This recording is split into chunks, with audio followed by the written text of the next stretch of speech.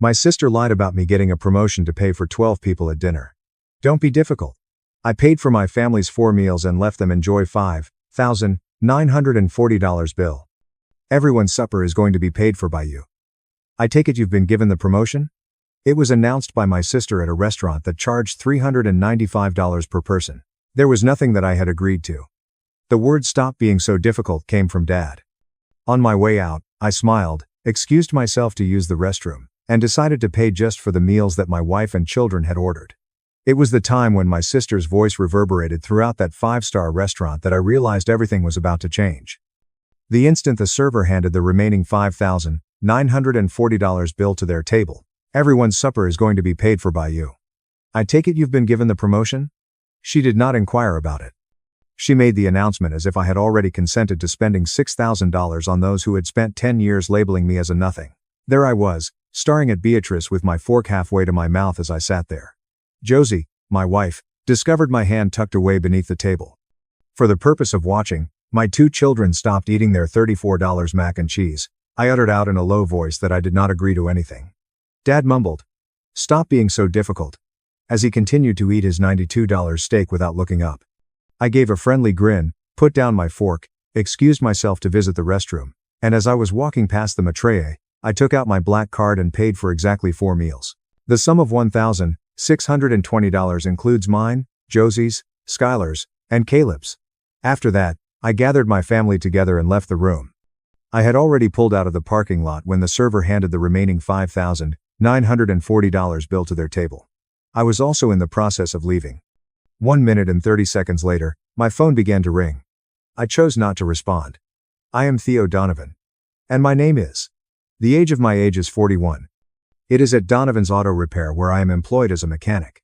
The majority of my family members believe that I am only about staying alive.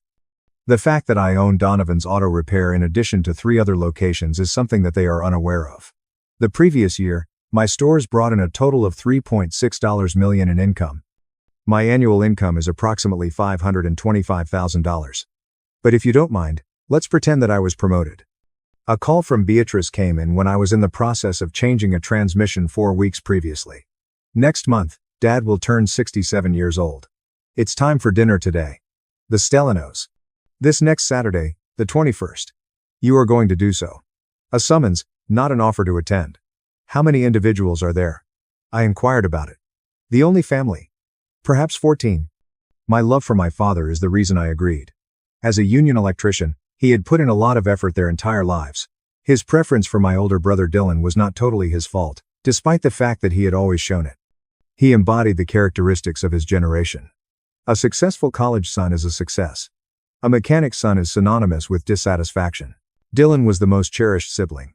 The annual salary for a Stanford MBA from a corporate job in Seattle is $195,000. In no way did he allow anyone to forget it. Every time the family got together, Dylan's accomplishments were one of the topics of conversation. A worse case was Beatrice. Partnered with a dentist, resided in a McMansion, and drove a BMW that was leased. Her favorite thing to do was to make comments about how she could assist me in finding opportunities for people with your skill set. There was a suffocating level of contempt. I was the baby, the one who did not go to college, and the one who came home with oil under his fingernails. No one else followed in my footsteps. The individual that Dad stared at with an expression of dissatisfaction each time Dylan's name was spoken. Where did they lack knowledge? When I was 19 years old, I began working at Frank's auto shop for the minimum salary. In the year 23, Frank sold the company to me. At the age of 31, I had 3 residences. At the hour of 36, 4s. I did not report it to my family. What's the point? They were already set on determining who I was. Presenting them with financial statements would not alter the narrative that they are telling. They would either get bitter or begin to seek for donations as a result of it. Consequently, I remained silent, drove my 9-year-old Ford F-150, attended family gatherings dressed in my work clothes, and allowed them to think whatever they desired. The meal was meant to be a gathering of only family members, so I was taken aback when Josie and I came in and discovered 11 other people there. The entirety of Beatrice's in-law family consisted of Brian's parents, his brother, cousins, and other individuals that I had seen twice before. Take a pause. Beatrice smiled broadly. The idea of turning it into a genuine celebration struck me as a pleasant idea. Additionally, Beatrice needed bodies and seats in order to fulfill her desire to show off. In his customary tardiness, Dylan arrived from Seattle wearing a designer suit that most likely cost more than the monthly rent for the majority of individuals. Dad appeared to be in a state of discomfort as he sat at the head of the table. Despite the fact that he was not a fancy restaurant person, Beatrice insisted on going, and since her mother had passed away 4 years previously, there was no one who could say no to Beatrice. The evening got off to a good start. The drinks, the canapes, and the idle chatter. I sat in the middle of Josie and Caleb, attempting to spend quality time with my family, despite the fact that the most of them hardly noticed my existence. An excessively high sum was charged for dinner. Small pasta topped with truffle oil, priced at $68. A steak weighing 8 ounces for $118. The price of the mac and cheese for my children was $34. A dessert was also requested. And prior notice of 30 minutes was required for the chocolate soul, which cost $22 per person. Beatrice stood up at that moment and clinked her wine glass with her other hand. I would like to make a toast before dessert. Dad, you are deserving of this joyous occasion. Thank you very much for flying out, Dylan. As well as Theo. It was a smug smile that she smiled as she halted. According to what I've heard, you ended up getting promoted to shop manager. You are very welcome. Therefore, you are responsible for dinner tonight. A round of applause broke out at the table. Beatrice's father-in-law called across and said, "How generous."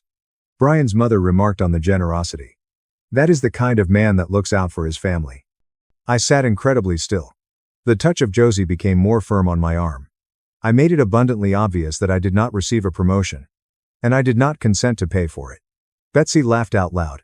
"Oh, Theo, you shouldn't be so humble. I learned everything there is to know about it from Dylan." To add insult to injury, the family is responsible for the family, and Dad does not have this amount of money. Dylan moved, but he did not make any comment. There was nothing that he conveyed to Beatrice. It was something that she had fabricated. The words, "Stop being so difficult," came from Dad. Certainly, it is a kind act. It's something that your mother would have wanted.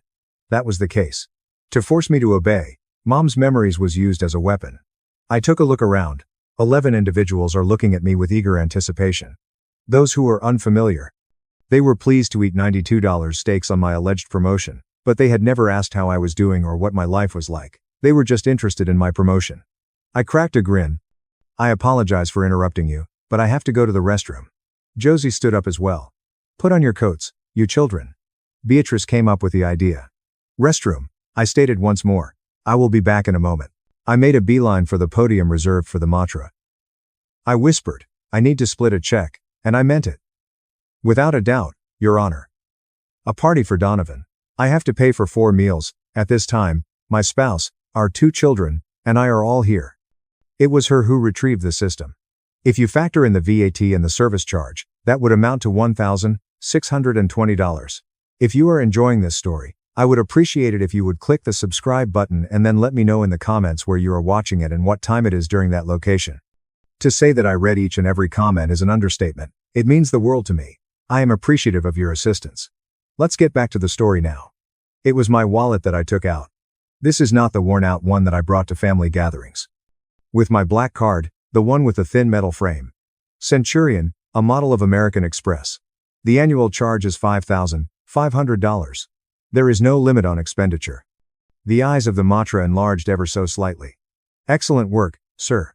And the meals that are still left. That will be handled by them on their own. As soon as dessert is over, kindly deliver them their check. It is comprehended. If I were to add a gratuity to your portion, would you prefer me to do so? Put in 22%. The transaction that you did is finished. I appreciate it, sir. It was then that I gathered Josie and the children and walked out. It was 8:32 o'clock in the evening. The month of October, on a Saturday. Clear sky and a cool breeze. Josie made an effort to suppress her smile. The fact is that you did it. They ought not to have made assumptions. Where do you think they will go from here? Probably give Dylan a call. At some point, the bill will be paid by someone. It is not my concern. According to Caleb, who is 11 years old, Aunt Beatrice is going to be really mad. Aunt Beatrice is the one who volunteered the money of another person without initially asking for it. And that is a valuable lesson. Never, ever do it. But it was Grandpa's birthday, Skylar, who is 9 years old, remarked. I know, honey. A gift was purchased by me for Grandpa. There is it in my pickup. The following day, when there are less people yelling, we will deliver it. There was never any mention of his birthday tonight. Aunt Beatrice was trying to show off her superiority. We made our way back home. The kids were put to bed by Josie. During the time that I waited for the phone to ring, I sat in my garage. Exactly 17 minutes. It is, of course, Beatrice. The call was left on my voicemail. A great deal of yelling about humiliation and family, and I was wondering how I could possibly do this. Next, Dylan placed a call. Just as accusing, but with a greater degree of control. If you are playing a game, Theo, you need to apologize. I am not sure what game you are playing. It is not appropriate to do so. We form a family. It was a lovely irony that Dylan would lecture me about the importance of family loyalty. The final person to call was Dad. Son, I am completely confused about what took place. Being irritated as Beatrice. The bill needed to be placed on Dylan's credit card. Talk to me. It was not one of them that I called. Rather than that, I opened up my laptop and retrieved the websites of my business accounts. Not only was Donovan's auto repair profitable, but it was also doing business quite well. Already, my accountant was making suggestions regarding potential franchise opportunities. I had constructed all of this without any assistance from my relatives. Neither recognition nor interest were present. I took my children to my father's house the following morning in order to deliver his gift, which was a vintage tool set that he had been wanting for many years. The quest took me 3 months and cost me a total of $1,350. While he was in his robe, holding a cup of coffee, Dad responded, appearing fatigued.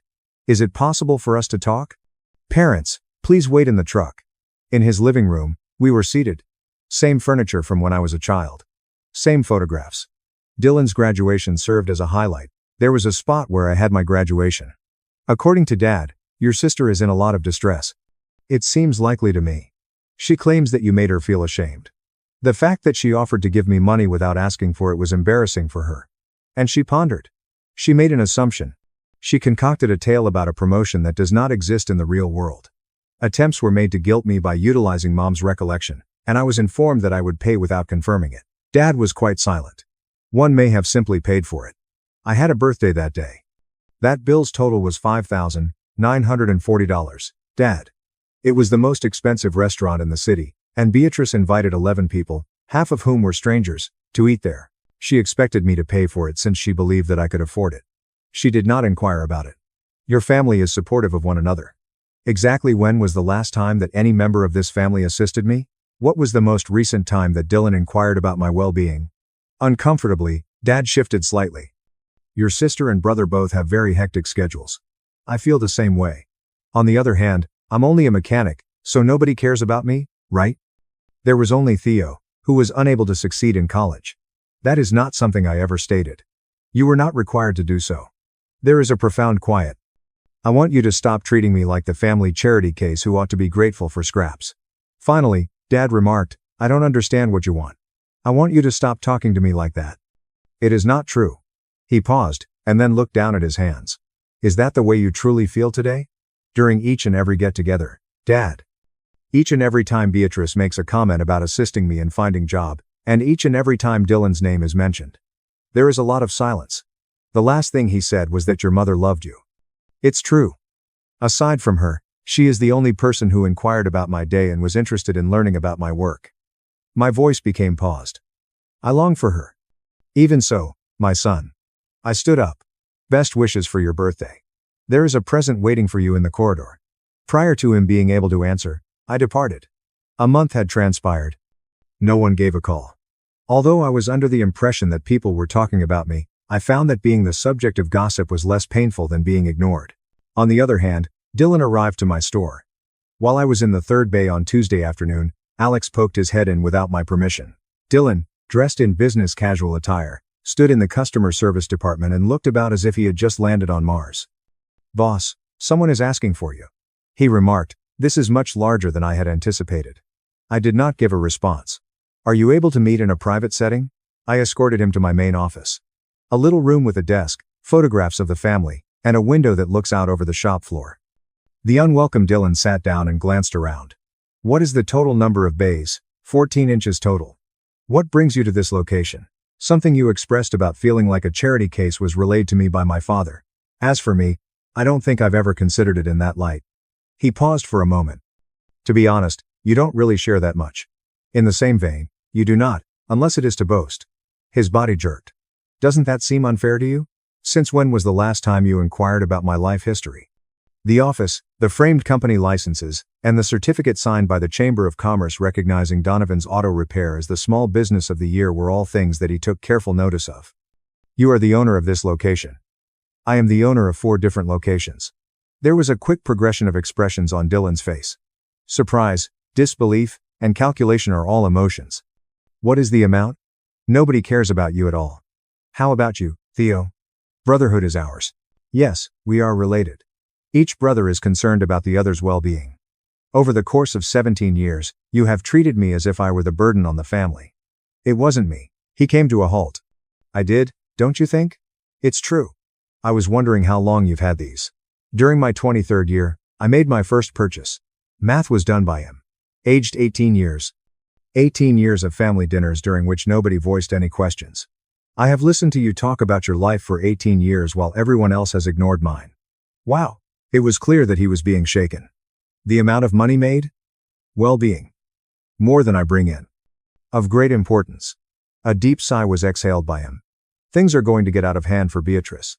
If you do not notify Beatrice, she will not be aware of the situation. Not a single thing is being demonstrated here. This is about me being able to operate my business and live my life without constantly being told that I am not good enough for the bunch of people who have a Stanford MBA. Dylan, that is not the case. Please halt. The truth is known to you.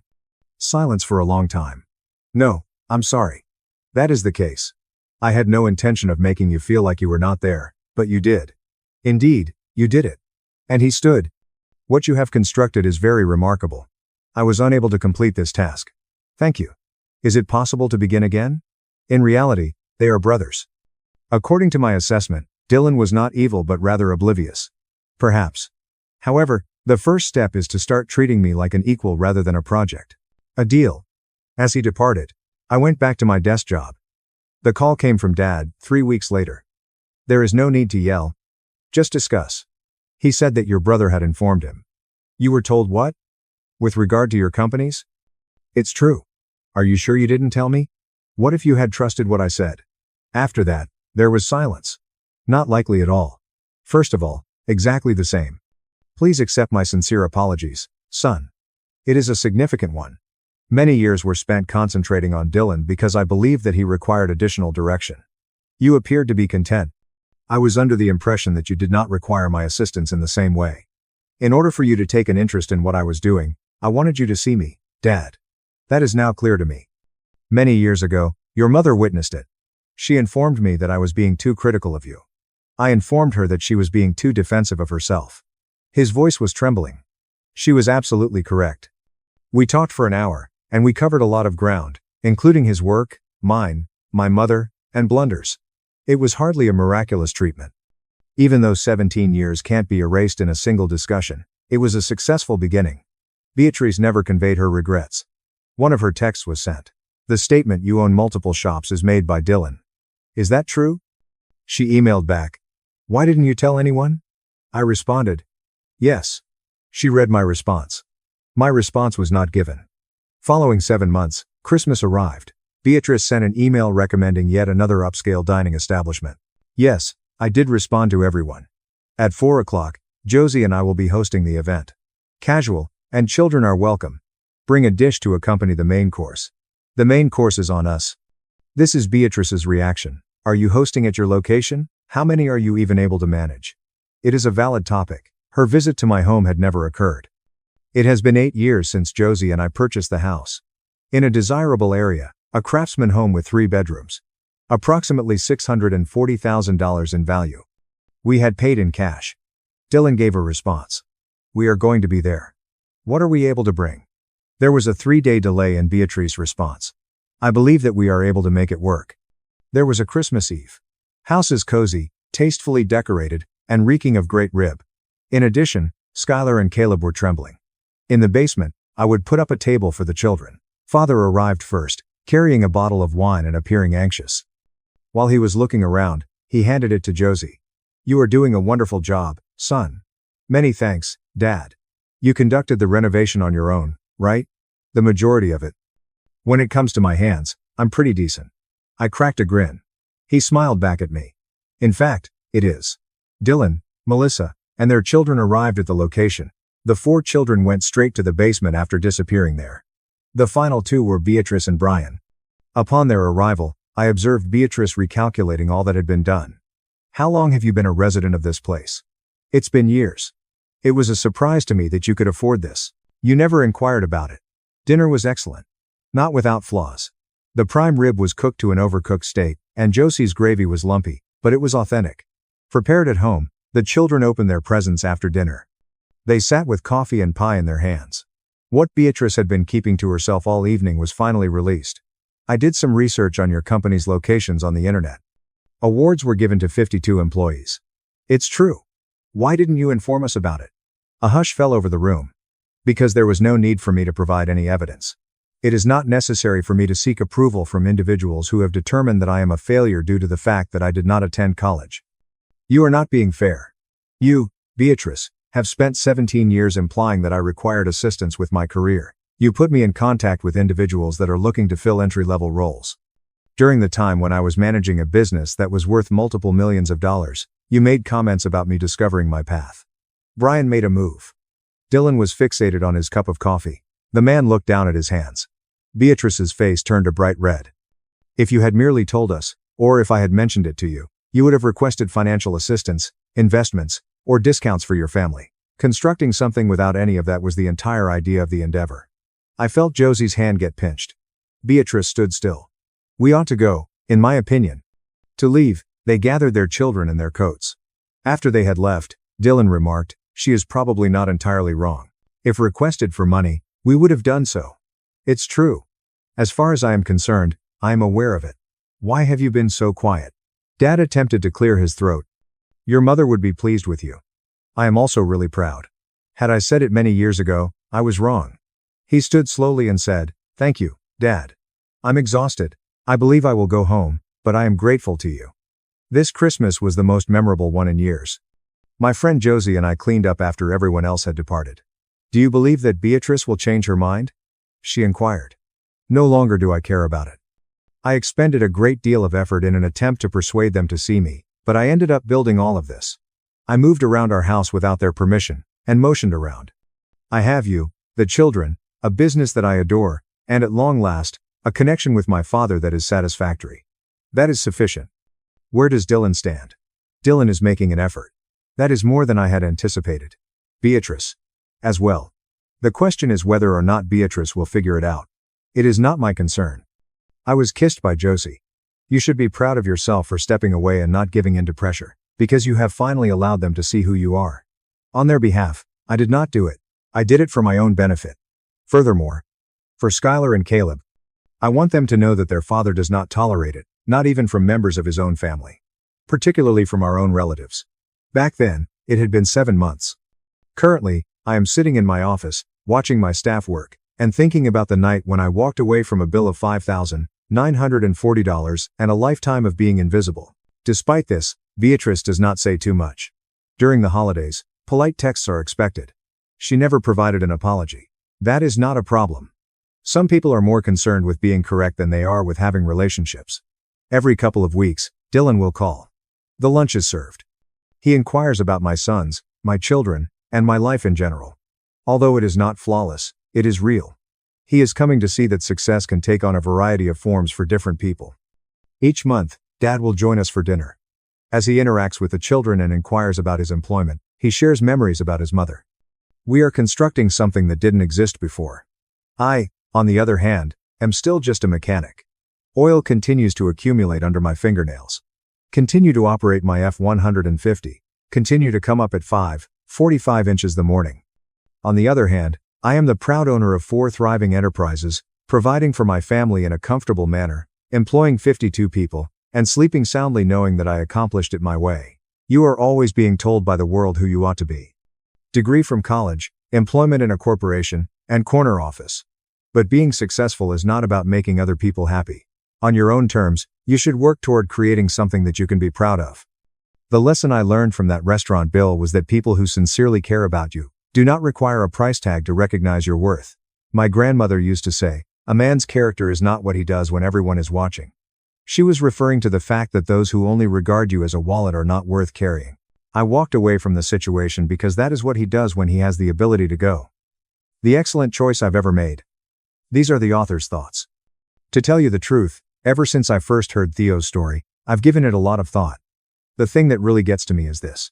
So, what exactly was going on in this location? A person who preserved the peace for an excessive amount of time and then suddenly lost their cool was Theo.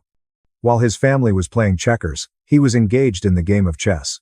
During the 18 years that they were occupied reaching the conclusion that he was the family's failure, he was busy building an empire. It's not a sign of weakness, rather, it's a plan. He knew that if he spoke to them about his achievements, Beatrice would be interested in making investments. When Dylan would ask his father for assistance on business, his father would suddenly recall that he had a third son, so he would just keep it a secret from them. Brilliant mind. To tell you the truth, Beatrice is the one who is the most intriguing psychologically. It was not 11 individuals that she invited to celebrate Dad's birthday. They were invited to give a performance. Take a look at me, the sister who is generous and who comes from a prosperous household. Not only did Theo walk away, but he also refused to pay for his departure. The act that she was staging was terminated by him. As a result, she was unable to offer an apology. To apologize would be the same as acknowledging that her entire character was a fabrication. This is the classic example of a father saying, "I love you, but I don't see you." He was not a bad person. It was just that he was so preoccupied with the idealized version of success that he was unable to recognize the reality of what success actually looked like standing there in front of him. Dylan was experiencing the same issue. There is such a thing as golden kid syndrome, and because of it, you are genuinely oblivious to the privileges you enjoy. This is the actual lesson that I've learnt from Theo's tale, and it's something that I wish I had learned earlier in my life. Put an end to playing in front of an audience that offers no applause. When it came to attempting to prove himself to individuals who had already written his story, Theo expended no effort whatsoever. He, on the other hand, crafted his own narrative, made his own money, and constructed his own existence. Additionally, he did not blow out when they ultimately went beyond their limits. He did not cause any commotion. He simply left, paid his payment, and walked out, allowing them to deal with the repercussions of their own preconceptions. This is the power. Making people see you is not the source of true power. Not having to rely on them to do so. Not a form of vengeance, the smart move is. It's a removal process. Theo distanced himself from the harmful dynamic and allowed the natural consequences to take care of the situation. Beatrice desired to give the impression that she was liberal with his or her money. It's cool. I have attached the exact bill. Dylan had the intention of continuing to take Theo for granted. It's cool. He is suddenly aware of what he has lost. I have a question for you, and I am genuinely interested in hearing your opinion on anything. Please share it with me in the comments below. In the event, if you were Theo, would you have returned? To the restaurant, not to them. In other words, after Dylan had apologized. Would you have allowed them to remain inside once Dad finally made an attempt, just like Theo did? That instance, would you have kept the distance between you and the other person and said too little, too late? The reason for this is that the following is the aspect of this story that keeps me up at night. Theo extended a second opportunity to them. Both Dylan and Dad have earned it. They admitted doing so, expressed regret, and altered their conduct. Did that, however, suffice? Is it possible that 17 years of being invisible can be healed via the use of some open conversations and regular visits to the dinner table? Or does Theo put himself in a position where he will be hurt once more the moment things become more comfortable? My answer is that I do not know. Possibly there isn't even one. Possibly, it is different for each individual. Dad chose sister's lies over my 370% growth. Now the firm is dead. She's sued. And Dad is at my door sobbing. I made a mistake. I didn't open it. My father suspended me until I had apologized to my sister. I simply answered, "All right." The next morning, she smirked when she spotted my empty desk and resignation letter. The business lawyer rushed in pale. "Tell me you did not post it." My father's smile faded on the spot. My father delivered his verdict, and the meeting room became silent. The company's board members sat around the mahogany table. My sister Emma looked smug beside my father, and I stood at the head of the room, presenting my quarterly report. "Suspended," I repeated to ensure I had heard right. "Until you apologize to your sister for undermining her authority," Dad continued, his voice carrying the tone he employed when he thought a decision had been made. 2 weeks without salary should allow you to ponder on proper working behavior." Emma adjusted the luxury blazer she purchased on her expense account and attempted to appear wounded. The endeavor could have been successful if I hadn't spent 34 years learning to read her expressions. Triumph shone through the artificial pain in her eyes. The incident that ignited the circus occurred 5 days prior. Emma, our head of customer relations, had promised a large account that we could provide a customized software solution in 7 weeks. The actual timeline was 15 weeks, which she would have known if she had bothered to contact with me or anyone in the development department I've been overseeing for the past 8 years. I'd emailed the client with a realistic schedule, copying my father as CEO and Emma as a courtesy. Professional, simple, and required to avoid a lawsuit when we failed to keep her absurd promise. Emma had stormed into my office, calling it sabotage. Now here we were, with Dad taking her side, as he always did. "All right," I said. Everyone appeared surprised by how simple my solution was. Dad was clearly prepared for an argument, having spent the morning mentally rehearsing his ideas about family loyalty and line of command. "That's it." Emma's voice was full of amazement. "You're not going to fight this? You want me suspended? I'm suspended. You want an apology? You'll get one." I collected my presentation materials with firm hands. "Is there anything else, or can I go clean up my desk for the next 2 weeks?" Dad asked, clearly unimpressed by my cooperation. "Well, expect you back on the 22nd, ready to move forward professionally." I nodded and walked away, ignoring Emma's gratified smile and the uneasy shuffling of the board members who had witnessed this family drama unfold during what should have been a typical business meeting. For the past 8 years, my office had served as my sanctuary. Floor-to-ceiling windows provided views of downtown Portland, and the walls displayed my MIT degrees as well as awards received by the development department under my supervision. One shelf was packed with photos of my staff celebrating new product releases. Another had prototypes of every project I had overseen from conception to completion.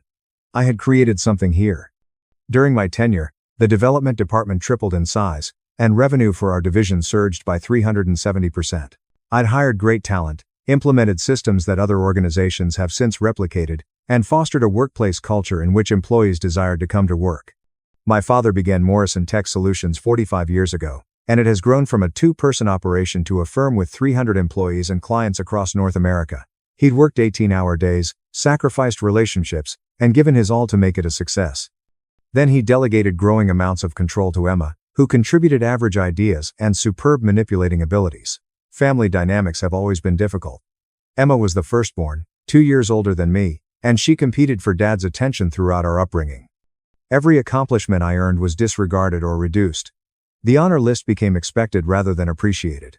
My admittance to MIT was overshadowed by Emma's engagement news that same week. Mom used to attempt to strike a balance and make sure I understood how important my accomplishments were. She died of a sudden stroke 9 years ago, 5 months after I joined the company. Dad's preference for Emma grew stronger in the absence of her calming presence. I began moving my personal belongings into boxes, working meticulously through drawers and shelves. My degrees came off the wall first, securely wrapped in bubble wrap. The accolades followed, each signifying late nights, problem-solving sessions, and breakthroughs that appeared unattainable until they weren't. David, my second in command in development, texted me. "What just happened?" "Emma's telling everyone. You're suspended." I responded, taking some personal time. "You're in charge. Trust your instincts." More texts arrived from team members, but I turned off my phone and started packing. Each item I wrapped felt like I was shedding weight that I hadn't realized was so heavy. The difficulty of continually justifying my decisions.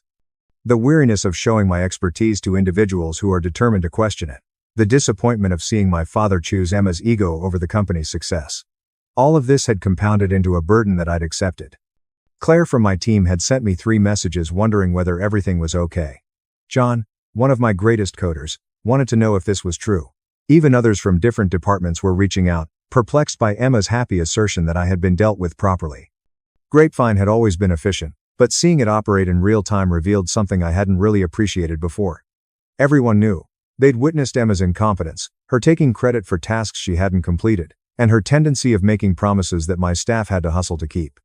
They had sensed Dad's preference, even if they had never expressed it clearly. My phone rung with a call from Aunt Ellen, Mom's sister. She was the only family member, aside from Mom, who had never observed the dynamics fully. After Mom died, Ellen attempted to maintain a relationship with both Emma and me, but the balance became increasingly difficult. I responded to this one. "Hey, Aunt Ellen, your father just called me and asked if I could talk some sense into you," she stated without explanation. "He seems to think you're having some kind of breakdown. I told him that suspending you for doing your job was probably the stupidest decision he's made in 45 years of business." I was still smiling. How did he take that? "About as well as you'd expect." He hung up on me. She sighed. Are you okay, sweetheart? Honestly, I think I'm better than I've been in years. Is that weird? Not even a little bit. I watched you try to earn his approval your entire childhood. I watched him dismiss every achievement and excuse every one of Emma's failures. Our mother and I were constantly discussing how scared she was about both of you. You for never being enough and Emma for never having to be. The validation impacted harder than I had anticipated. Mom never told me anything about it. She didn't want you to feel forced to choose between admitting the problem and maintaining your relationship with your father. She hoped he would figure it out on his own. Ellen's voice softened. She would be proud of you for going away. She always believed you were stronger than you realized. We talked for another 25 minutes, with Ellen filling in information of discussions she had with Mom that I had no idea about. My mother had apparently been documenting Dad's favoritism for years, keeping a journal of situations in which Emma and I were treated differently. She meant to confront him about it later, but the stroke came first. Do you still have Mom's journals? I asked you. I do. She asked me to keep them safe. Ellen explained. Someday you might need to know you weren't imagining things. Ellen paused. Do you want them? Yeah, I think I do. After we hung up, I sat in my empty office, reflecting on all the years Mom had quietly watched the imbalance, seen my pain, and recognized the harm being done. She attempted to compensate by becoming my champion, applauding my achievements when Dad refused, and listening to my complaints when I couldn't express them anywhere else. Losing her had removed the only barrier between me and the full extent of Dad's favoritism. The past 9 years without her had been increasingly difficult. Each episode became more distressing as there was no one left to validate my reality. The framed photo of my colleagues from last year's holiday party went into a box. The absurd World's OK Boss mug I'd received as a prank gift was wrapped in tissue paper. Beneath a stack of technical documents, I discovered a card handed to me by the team 2 years ago when we met an impossible deadline. Inside, they'd all left personal messages thanking me for protecting them from unreasonable expectations and pushing for the resources they required. You never throw us under the bus, John wrote. Even when it would be easier, David had added, best boss I've ever had. You actually listen. Reading through those notes today, with the office empty and my time here coming to an end, I realized I'd created something more significant than Dad probably thought. Loyalty is earned via respect rather than demanded by hierarchy. A team that trusted me because I continually put their needs before my own. Professional relationships are built on skill and mutual support, rather than favoritism and politics. Emma had the title, the corner office she had been vying for, and Dad's unflinching support. What she had never been able to establish was credibility with the folks who did the actual work. By late afternoon, my office was barren. 8 years of my working life fit into 4 cardboard boxes and a rolling cart. I expected to be sad or angry, but instead a weird peace had crept over me. Being undervalued your entire life means you ultimately stop trying to prove your worth to people who refuse to see it. I had waited 3 decades for Dad to recognize my efforts, admit that I had inherited his work ethic and business intelligence, and perhaps even express his pride in me. Clearly, none of that was occurring. I took out my laptop and launched a new document. The resignation letter took 25 minutes to compose, despite the fact that I had been drafting it in my thoughts for months. I kept it professional and brief, thanked the organization for the chance and gave 2 weeks' notice for my contract, which became effective immediately. Then I opened my email and composed a new message. Every board member, all department heads, and a number of major clients were among the recipients. The subject line said, Development Department Documentation and Project Status. I was always cautious about paperwork. Every project included thorough files, defining timetables, resource allocations, budget considerations, and technical specs. Every team meeting included notes. Every choice was supported by documentation that explained why it was made. I'd also documented every time Emma made commitments without consulting development, every ridiculous timeline she requested, and every money she squandered on frivolous things while insisting my team accomplish more with less. Professional paperwork, no personal information, just facts, dates, and email chains. The email took 2 hours to compile. I've attached spreadsheets comparing the revenue provided by development to other departments. Project timings, comparing the predicted completion dates, I supplied to the dates Emma promised clients. Budget analysis show how resources were distributed among divisions. I supplied the email chain from the incident that precipitated my suspension, as well as 6 additional similar situations from the previous year, in which Emma made pledges without contacting the teams that would have to follow through on them. One particularly damaging attachment depicted a project from 8 months ago in which Emma promised a client a product in 7 weeks. The development team had predicted 16 weeks. Dad had sided with Emma, claiming that we could make her deadline. We completed in 14 weeks, but only because my team worked 60-hour weeks, and I personally funded the overtime charges that over budget, taking a pay cut to make the numbers work. The client had been satisfied. Emma had seized credit for the successful delivery, and only my team understood how much it had cost to make it happen. My finger was hovering above the send button. This would burn bridges, sever my connection with my father, and rule out any hope of reconciliation with Emma. Everything I developed here would be reduced to a cautionary story about family companies and ineffective management. I pressed send. The second email was sent to a recruitment business with whom I had previously communicated 4 months earlier, when I first considered quitting. They'd approached me about a post directing the technology division at a competitor, but I gently declined due to family loyalty. It's funny how quickly loyalty disappears when it just goes in one direction. Hello, Clara. I am ready to talk about the potential we discussed in August. If the post is still open, I may begin immediately. The third email was addressed to a lawyer I spoke with last year about contract specifics. Samuel, I need to go over the non-compete clause in my job agreement. Can we meet tomorrow morning? I knew what the provision meant since I wrote it myself during the company's legal restructure 4 years ago. It restricted me from working for direct competitors for 22 months, but the term of direct competitor was narrow enough to give me plenty of possibilities. The contract also featured elements I insisted on that other employees lacked, such as complete vesting of my stock options regardless of job tenure and a severance payment that kicked in under certain conditions. Being suspended without cause qualifies. By 6, my office was empty, and my car was full. I took one final look at the space that had been mine and went out without looking back. The house I bought 4 years ago was in a peaceful community about 25 minutes from the office. Small by executive standards, but mine, paid for with money I earned rather than inherited. The payment was affordable, the garden was tranquil, and the neighbors were pleasant without being bothersome. I carried the boxes inside, drank a large glass of wine, and sat on the couch with my laptop. The responses to my documentation email have begun to arrive. The first came from Michael Harris, the company's lead attorney. Call me immediately, said board member Benjamin Collins. We need to discuss this information. Could you come in tomorrow? 3 clients copied my email to their account managers, asking about project schedules. 2 of them expressed specific concerns about Emma's obligations. David from development. Holy, is this real? Everyone's freaking out.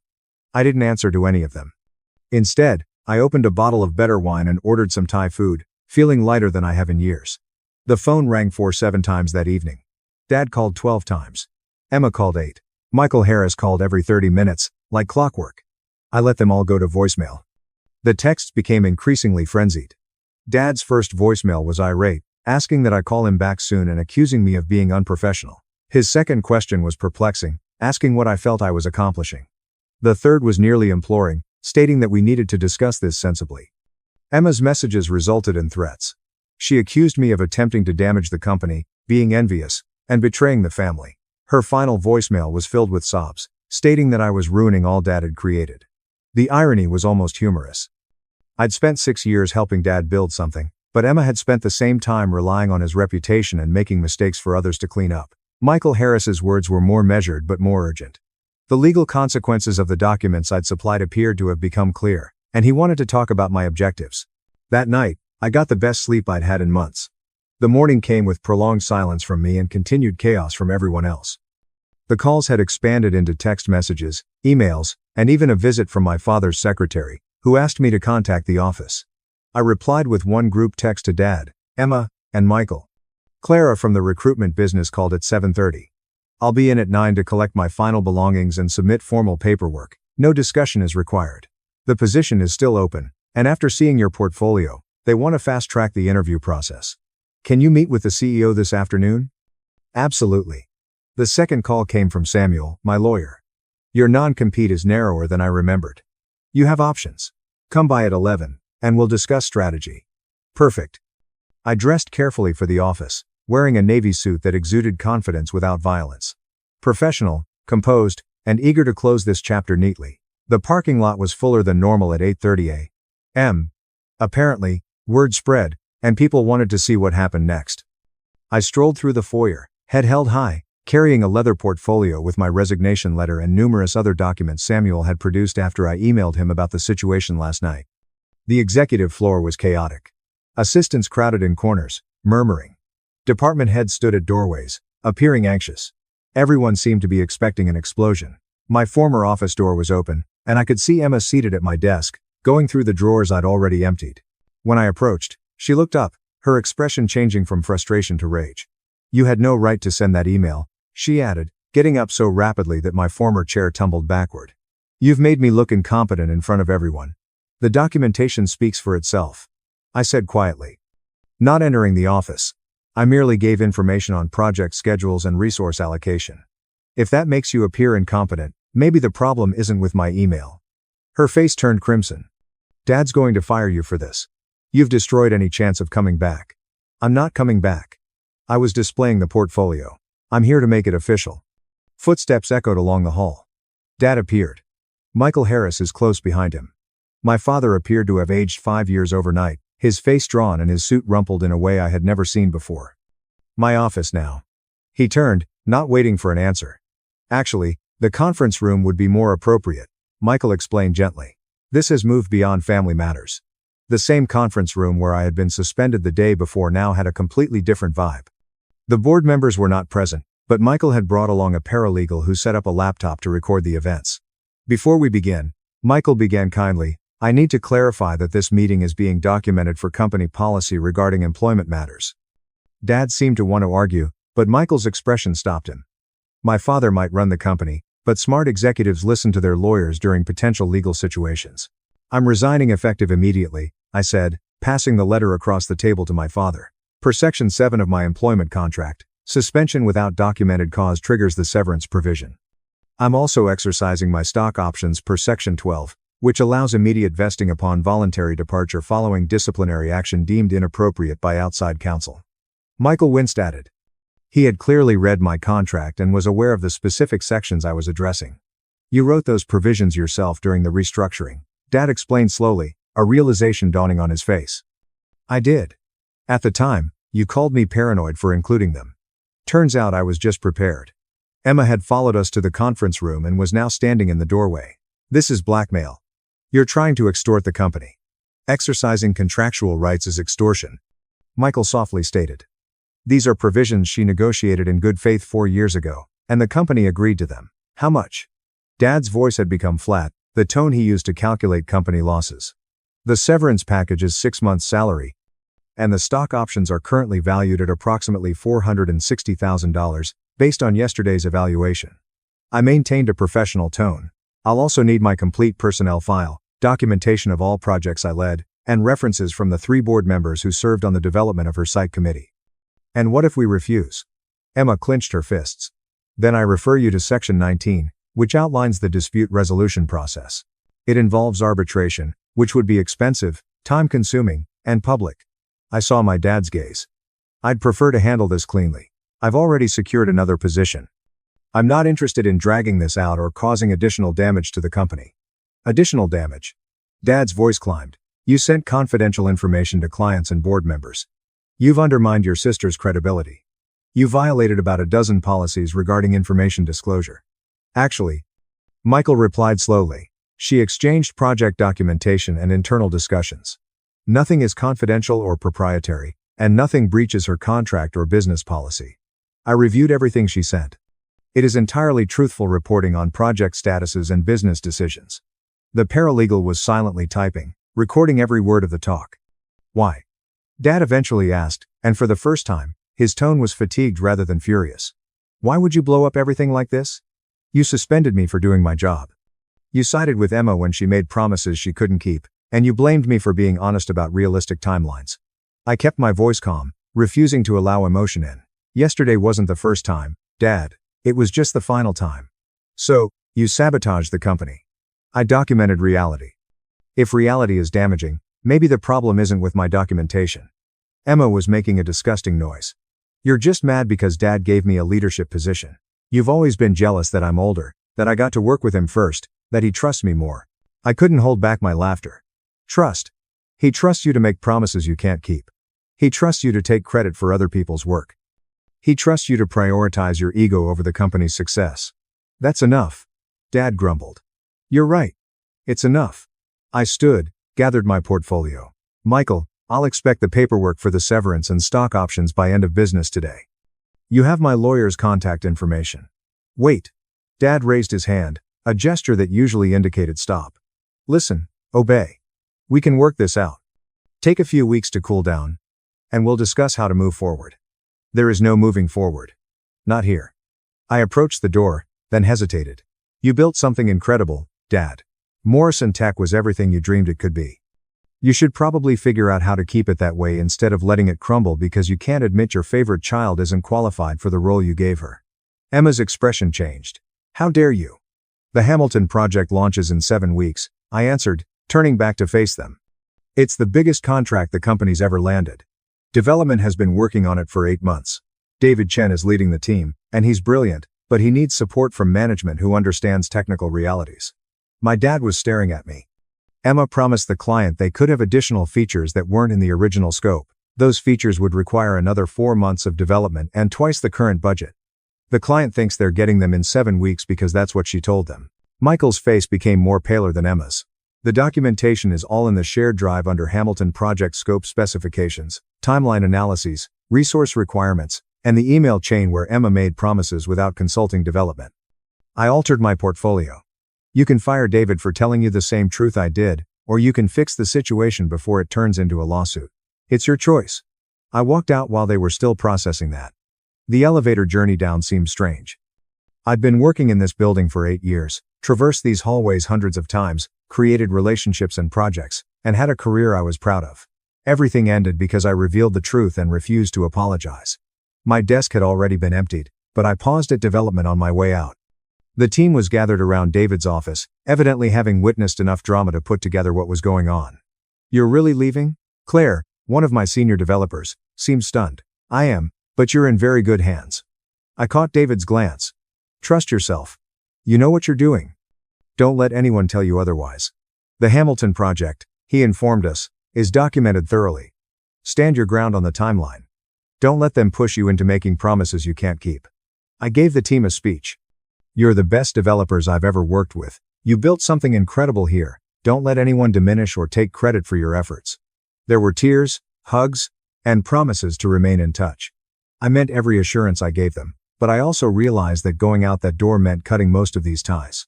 People would feel torn between allegiance to me and loyalty to the organization. Most people would prefer the firm because that's where their paychecks came from. The lobby seemed like a challenge. Employees I'd worked with for years watched me go, some with compassion, some with interest. Several people were visibly pleased to be seeing executive drama. I got to my car before the shaking began. Adrenaline had gotten me through the confrontation, but now the reality of what I had done hit me. I resigned my work, severed ties with my family, ruined my connection with my father, and promised never to talk to my sister again. Clara from the recruitment firm texted me on my smartphone. CEO wants to meet you at 2. Send me your portfolio. I sent her the identical paperwork file I supplied yesterday. But without the internal email chains, project summaries, development achievements, revenue growth, and team leadership examples. My career was reduced to a PDF that strangers could analyze to determine whether I was worth their time. Samuel, the lawyer, called as I drove out of the parking lot. Michael Harris just contacted me. They want to negotiate. Nothing to negotiate. The contract is clear. They're worried about the Hamilton project. Apparently, your assessment about the scope creep was accurate, and they're facing a potential lawsuit if they can't deliver what was promised. Not my problem anymore. They want you to consult through the project completion. Premium rate, flexible schedule, no direct reporting to family members. I was about to giggle. So, they want me to fix Emma's mess while she takes credit for it. They want you to prevent a 7-figure lawsuit. The offer is compelling. The answer is no. Samuel was quiet for a minute. You're sure? This could be a bridge back if you change your mind later. I don't want a bridge back. I want out. Then I'll handle the severance negotiation. They'll probably try to reduce the stock option valuation, but we have documentation showing the accurate assessment. The day went by quickly. Meeting with Clara and her customer. Discussing the new role. Negotiating a salary and benefits package that exceeded my previous earnings at Morrison Tech. Tour their facilities. Introduction to the team that I would be directing. Conversation about the vision and growth strategy. By 5, I had received an official offer letter with a 2-week start date. The severance paperwork had arrived at Samuel's office by 6. Michael had added a confidentiality agreement that prohibited me from mentioning the reasons for my leaving. Samuel returned a revised version that would prevent the company from denigrating me to potential employers or clients.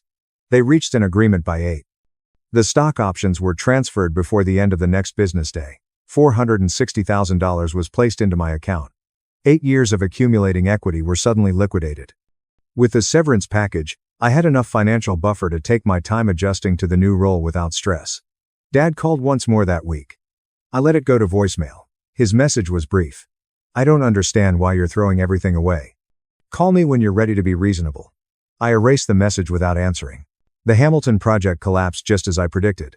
5 weeks after I left, Emma informed the client that the features she had promised would not be possible within the original timetable.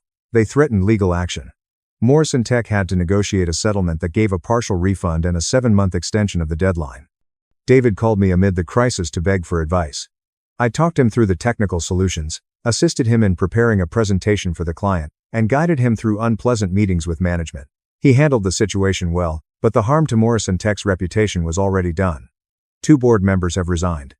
3 clients transferred their business to competitors. The company's valuation decreased by 20%. Emma was relegated from customer relations to special projects, a meaningless term that kept her on payroll but denied her the authority to make promises.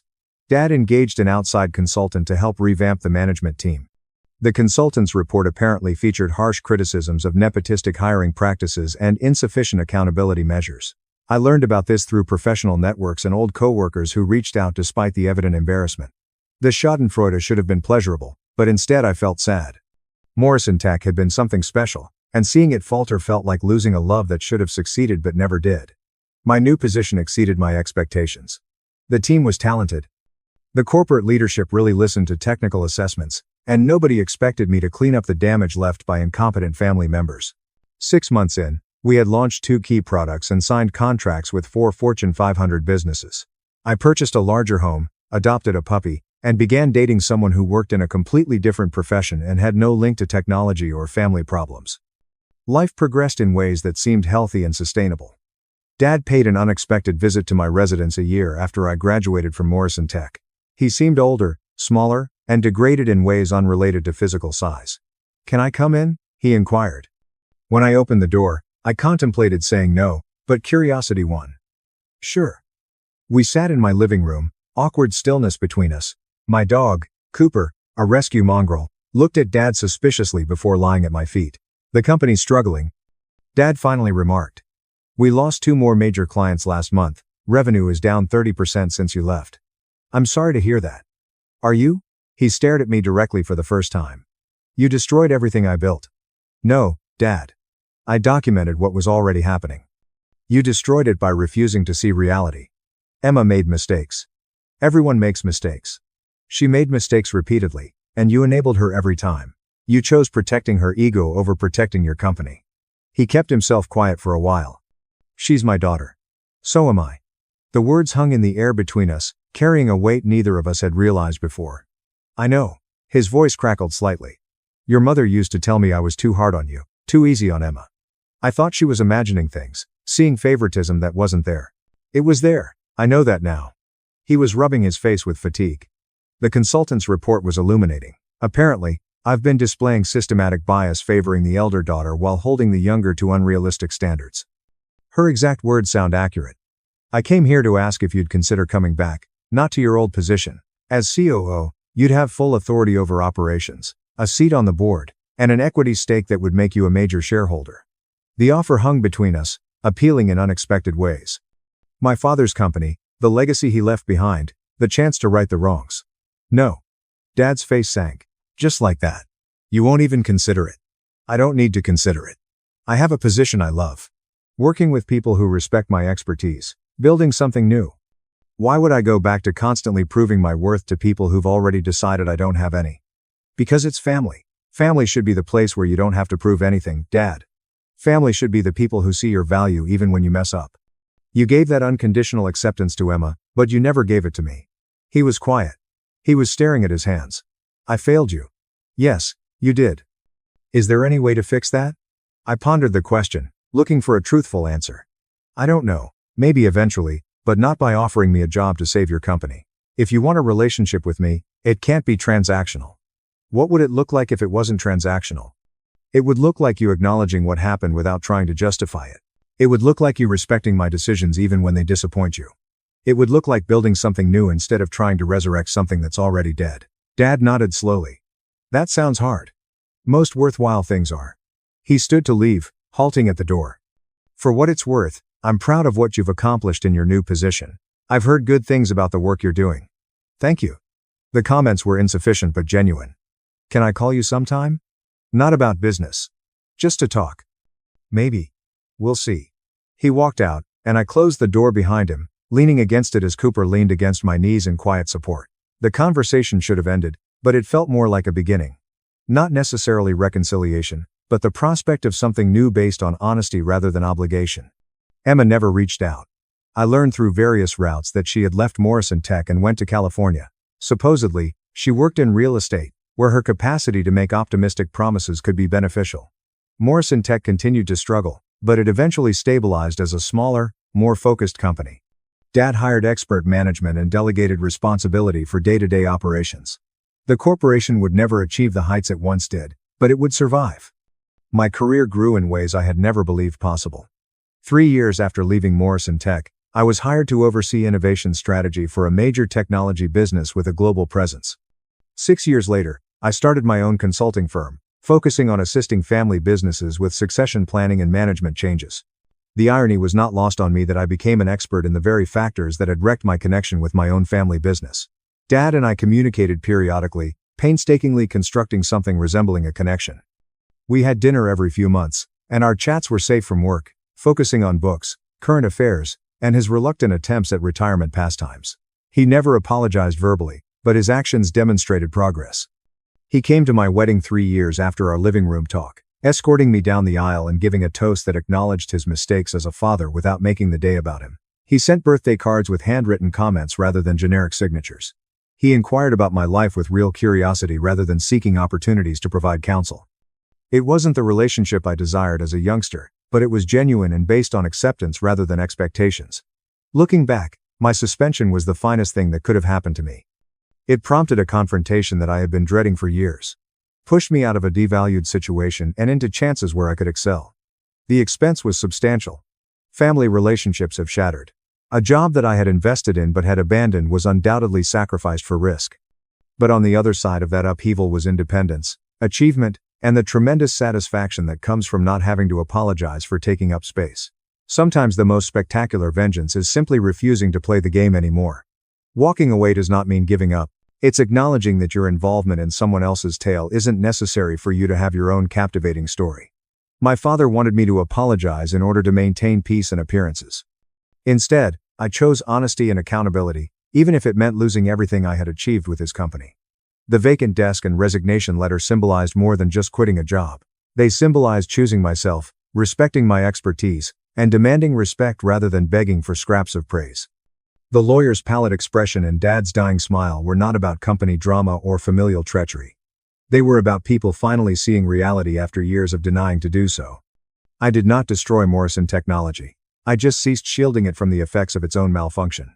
The company's difficulties after my departure were neither my obligation to avert nor my failure to accept. They were the natural result of poor management, cronyism, and a failure to put competence over comfort. My sister smirked that morning because she believed she had won. She'd suspended me, demonstrated her power over Dad, and put me in my place despite years of competence and accomplishments she couldn't match. Victory, however, is not determined by who is suspended or favored. It's about who lives a life they're proud of, who surrounds themselves with others who recognize their worth, and who achieves success without undermining others. I got it now, a career I enjoy. Relationships built on mutual respect. A life in which my accomplishments speak for themselves rather than being continually compared to someone else's comfort. That is the real conclusion to this narrative. Not the dramatic departure, the company's troubles, or even the shaky reconciliation with my father.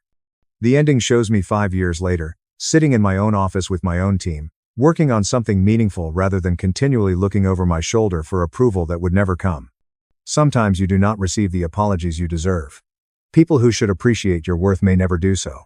Sometimes family represents sorrow rather than support. But you always get to decide what happens next. You can continue to struggle for recognition from people who refuse to give it to you, or you can channel that energy into creating something new with people who already see your potential. I selected the latter and have never regretted it. Parents tried to steal my house deed for brother's pregnant girlfriend. I caught them, changed the locks, and watched their financial empire collapse. I'm not going to pretend I grew up in some horrible, physically abusive family situation. My parents weren't monsters in the traditional sense. They fed me, clothed me, and made sure I went to school. All the basic necessities of life were covered. But here's the insidious thing about the basics: they are exactly that. Basic.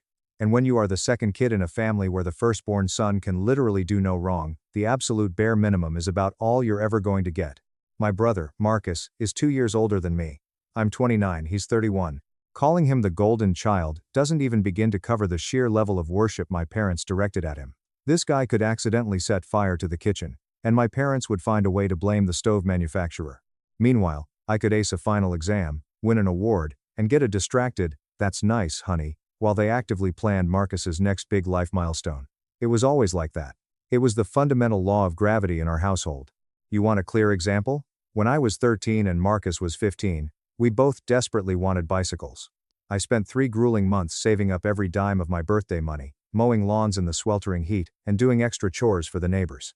I finally scraped together enough to buy myself a beat-up, used bike from a kid down the street for $50. It had mismatched tires and a squeaky chain, but it was mine. The very next weekend, Marcus casually mentioned at the dinner table that he kind of wanted a bike too. Dad immediately took him to the premium cycling shop downtown and came home with a brand new, $600 specialized mountain bike. When I asked, trying to hold back tears, why Marcus got a brand new one handed to him while I had to scrub driveways for a rusty frame, Dad just looked at me and said, "Marcus is older.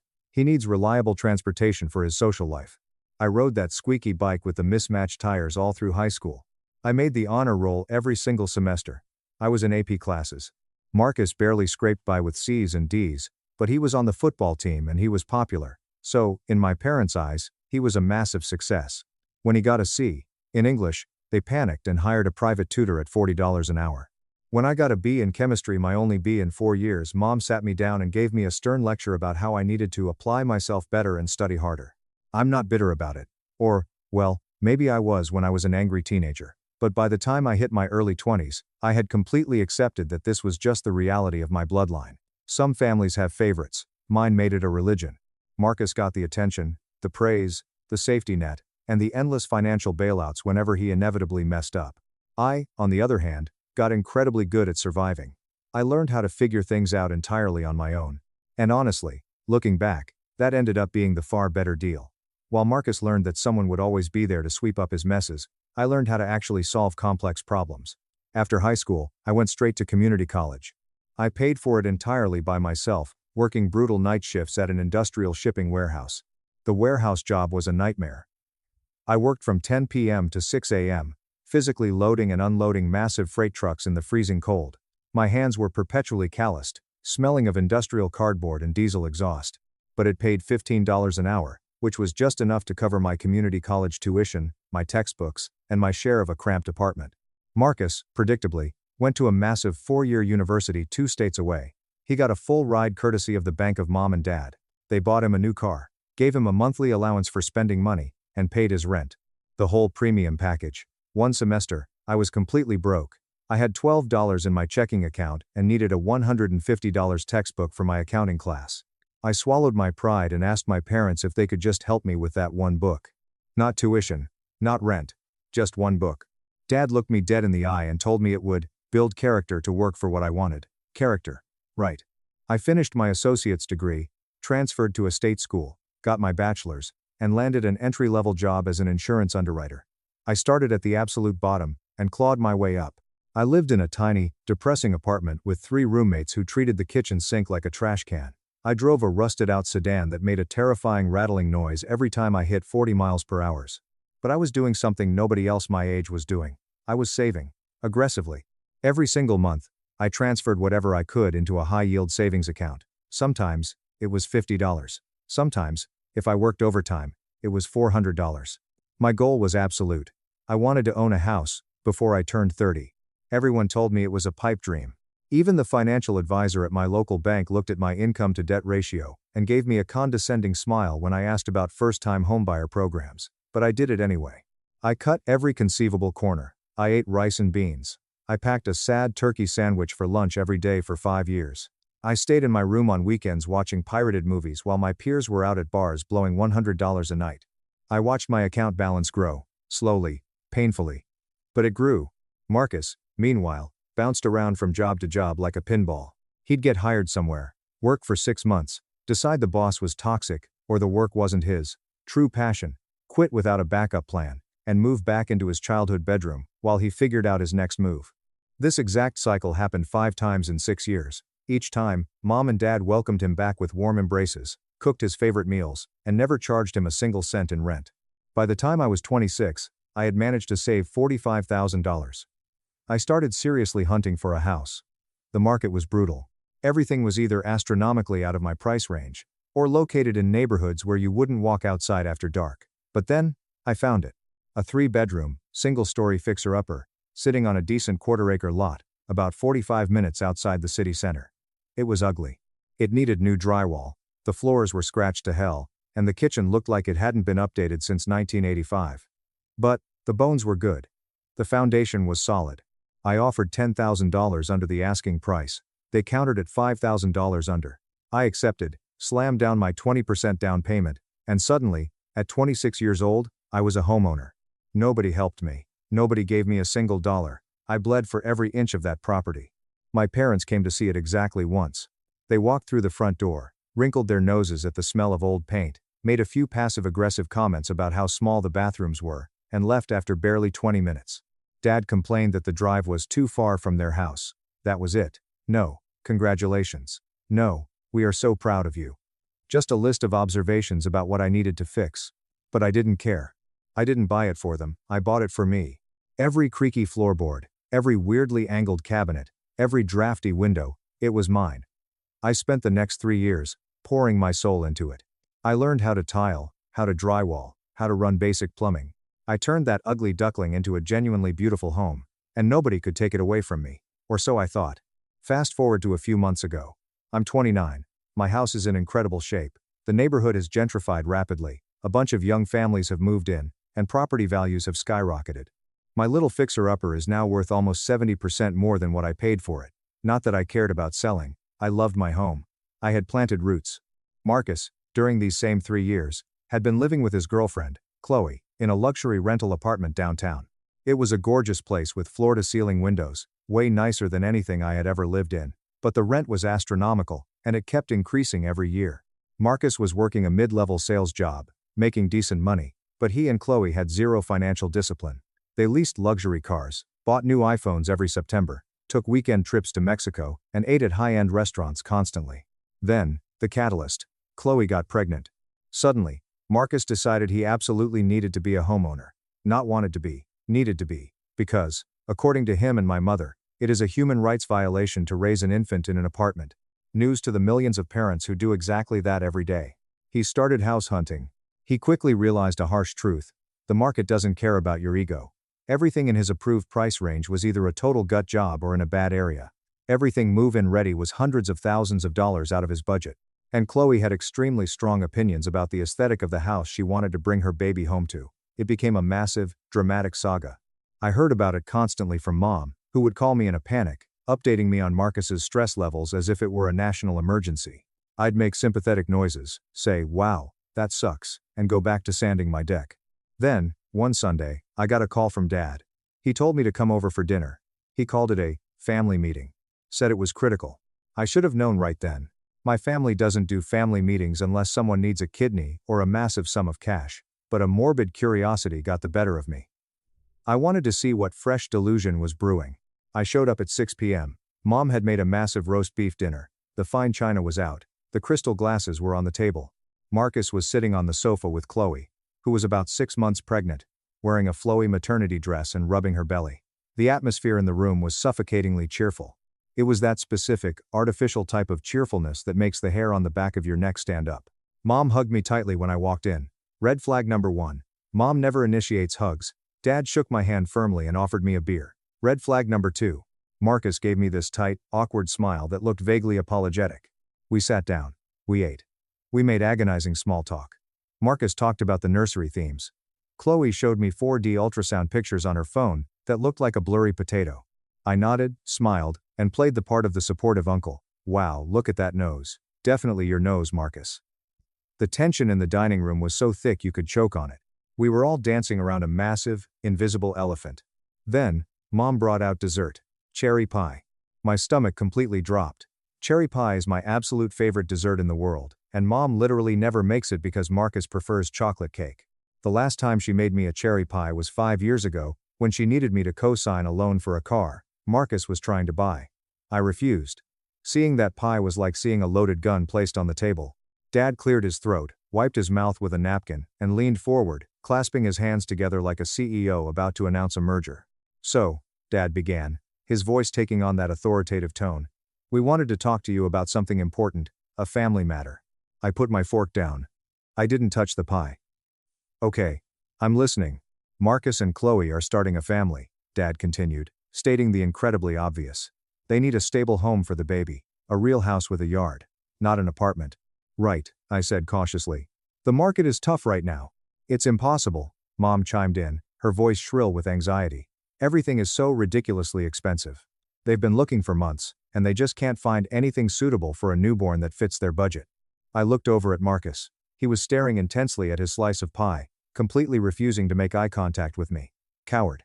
"That's rough," I said neutrally.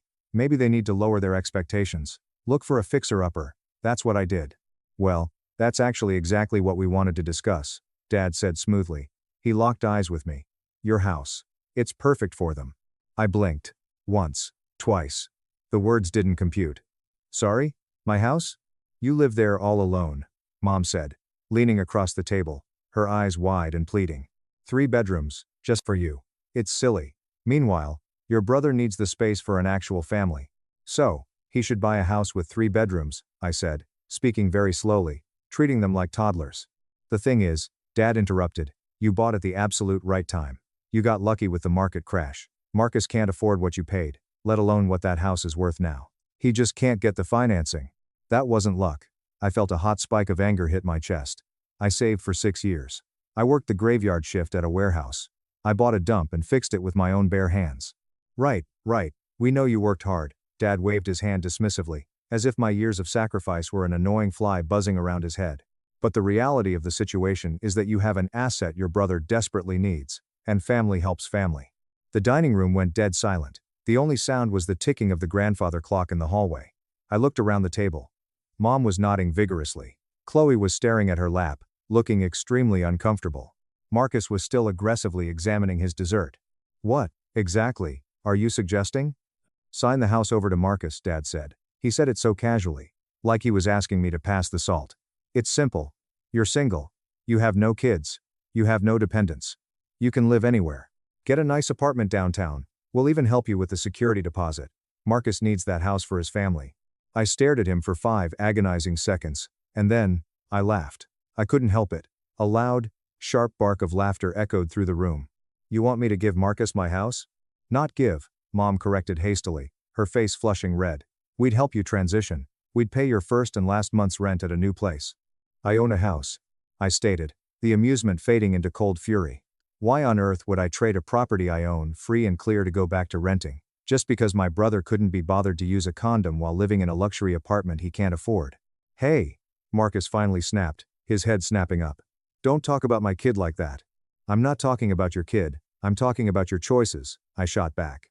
Dad slammed his hand on the table, rattling the china. "He has a baby coming. You are established in your career. You can afford to rent. You are being completely unreasonable." "I can afford to rent because I don't have to," I yelled back. "Because I sacrificed my entire 20s to buy property. It is my house." "It's just a building," Mom cried out, tears instantly welling up in her eyes. "Family is more important than property. Why are you so materialistic? If family is so important, why don't you guys buy him a house?" I demanded. "You paid for his college. You bought him cars. You let him live here rent-free for years. Write him a check for a down payment." Dad's face tightened. A weird, uncomfortable shadow crossed his eyes. We aren't in a position to do that right now. All our capital is tied up. This is the only logical solution." "Logical for who?"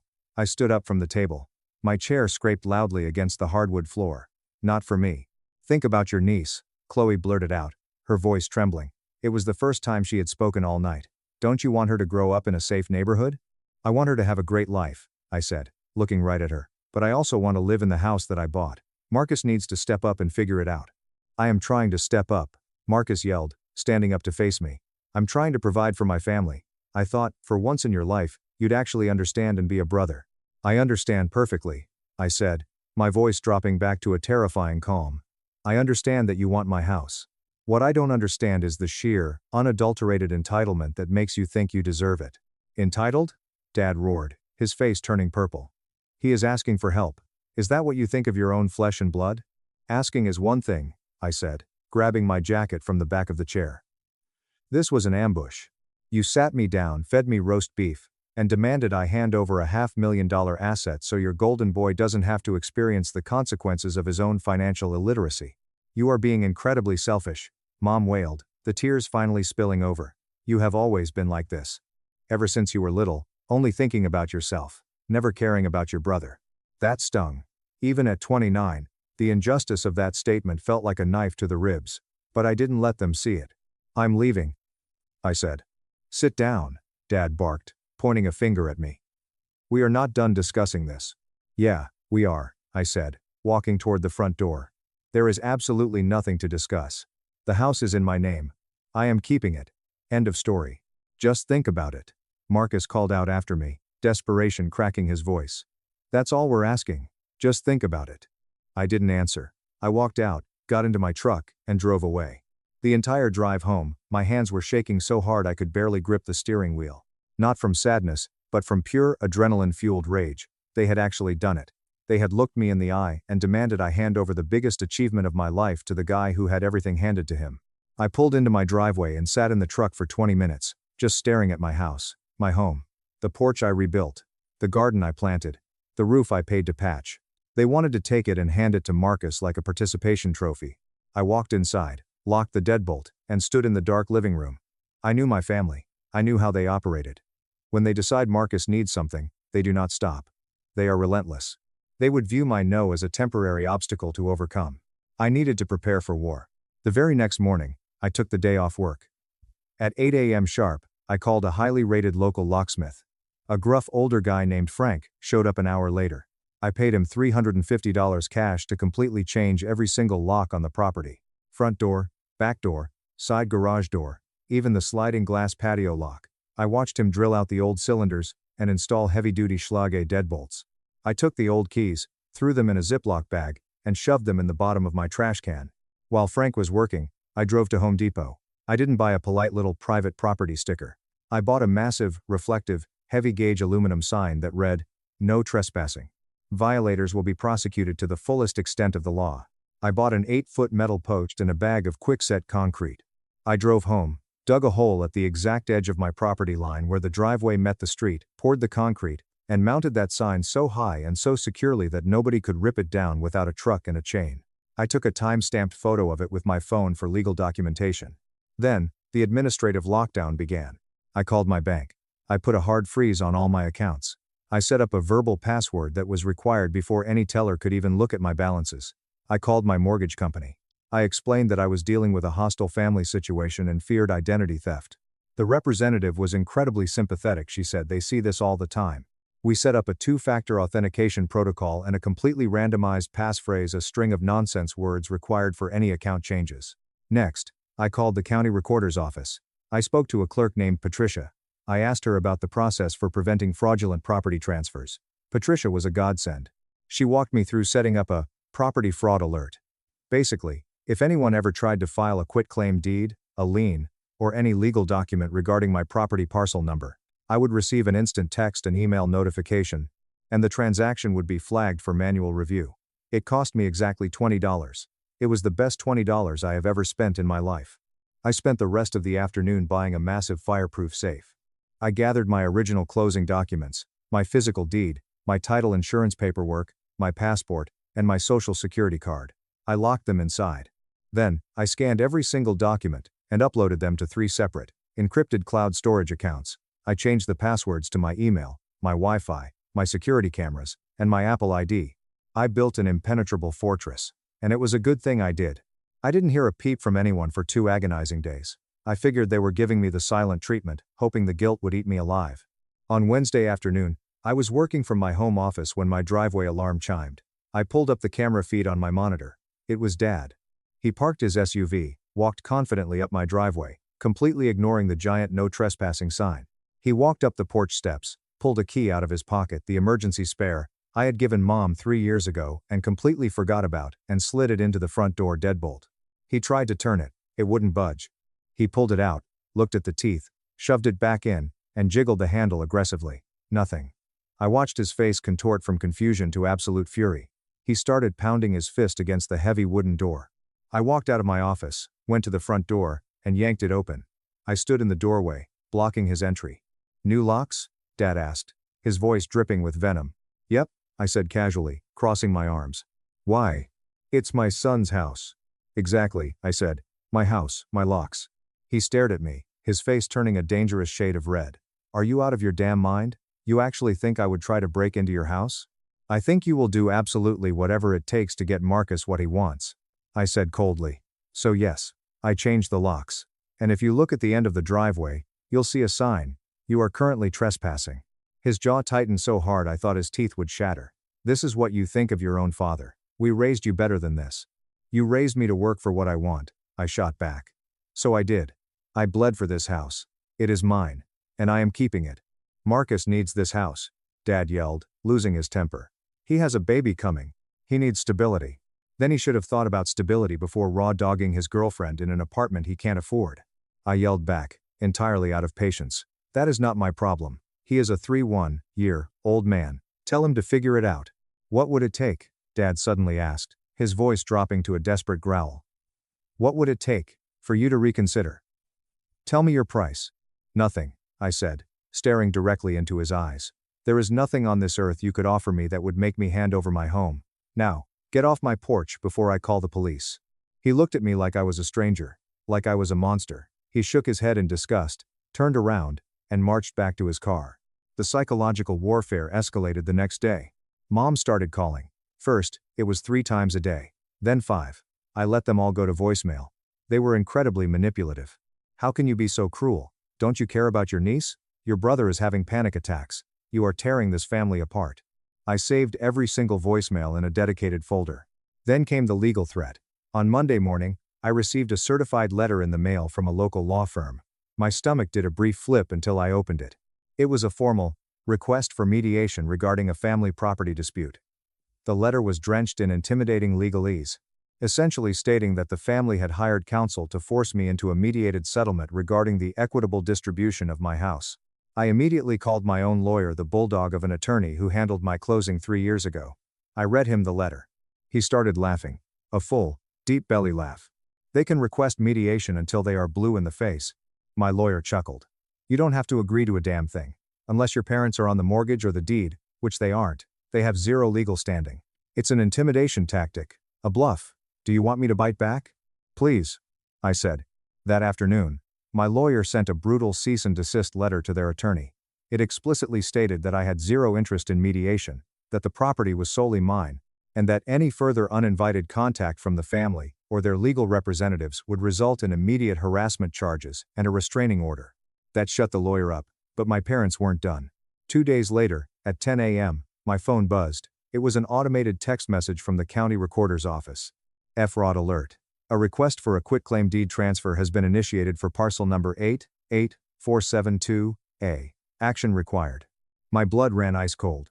I immediately called Patricia at the clerk's office. "Hey honey," Patricia said, her voice tight. "Yeah, I flagged it. An older gentleman came into the office about 20 minutes ago, claimed he was your father. He had a drafted quitclaim deed, trying to transfer the property into a Marcus last name. He claimed you were incapacitated and he had power of attorney." "Did he have proof of POA?" I asked, my heart hammering against my ribs. "Nope," Patricia said smugly. "Just a lot of bluster, and a fake-looking notary stamp on the document. I told him I needed your physical presence, and 2 forms of ID, due to the fraud alert on the parcel. He got incredibly hostile, yelled at my supervisor, and stormed out. I kept a copy of the forged document he tried to file. Do you want me to send it to the police?" "Send it to my lawyer," I said, my voice shaking with rage. My own father had tried to forge a property transfer to steal my house. My lawyer immediately drafted a secondary, far more severe warning letter. He attached a copy of the forged document, and explicitly stated that if they ever attempted to commit real estate fraud again, we would bypass civil court and go straight to the district attorney to press felony forgery charges. That finally broke them. The realization that they could actually go to prison for this seemed to pierce their delusion. The calls stopped. The visits stopped. But then, on Thursday night at 11:30 p.m., my doorbell rang. I checked the camera feed. It was Marcus. He was alone. He looked absolutely destroyed. His clothes were wrinkled, he had dark circles under his eyes, and he was shivering in the cold. Against my better judgment, I opened the door, leaving the heavy metal screen locked between us. "What do you want, Marcus?" I asked, exhausted. "Please," he croaked, his voice cracking. "Just let me talk to you. 5 minutes. Brother to brother. 2. You've got 3 minutes. Talk through the screen." He slumped against the doorframe. "Chloe is threatening to leave me," he whispered, tears suddenly spilling down his cheeks. "She says I'm a failure.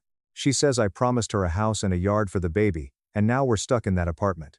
Mom and Dad said you would do it. They promised me you would sign it over. They said it was a done deal." "And you believed them?" I asked, genuinely baffled.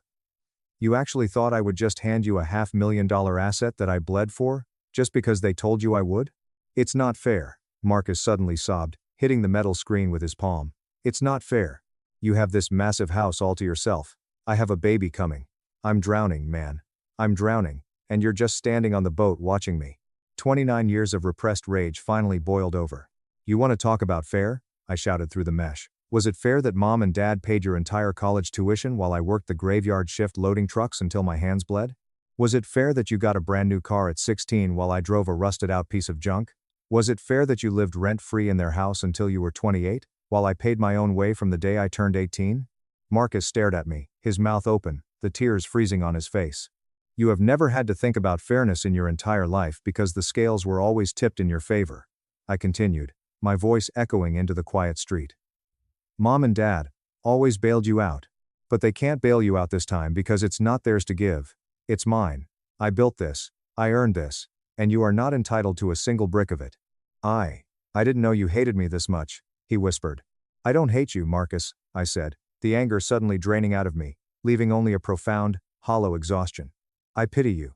You're a 3-1-year-old man who still expects his parents to steal his little brother's toys for him. Go home to your pregnant girlfriend. Be a father. Stop begging for handouts." I shut the heavy wooden door in his face. I locked the deadbolt. I watched the camera feed as he stood there for another 5 minutes, shoulders shaking, before he finally turned and walked into the darkness. It has been 6 months since that night. The silence from my family was deafening, but glorious. I lived in complete peace. I finished remodeling my master bathroom. I got a dog. I moved on. 3 months ago, Chloe gave birth to a baby girl. I received a mass group text from Mom with a picture of the baby.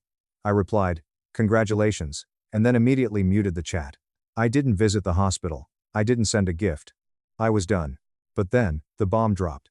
The twist that completely shattered my reality and explained exactly why my parents were so desperate to steal my house. Last Tuesday, I was watering the hydrangeas in my front yard when a moving van pulled up to the house across the street. As I watched, a familiar car pulled up behind it. It was Chloe. She got out of the car, carrying a baby carrier. She looked exhausted, but determined. I stood there, frozen, holding the hose.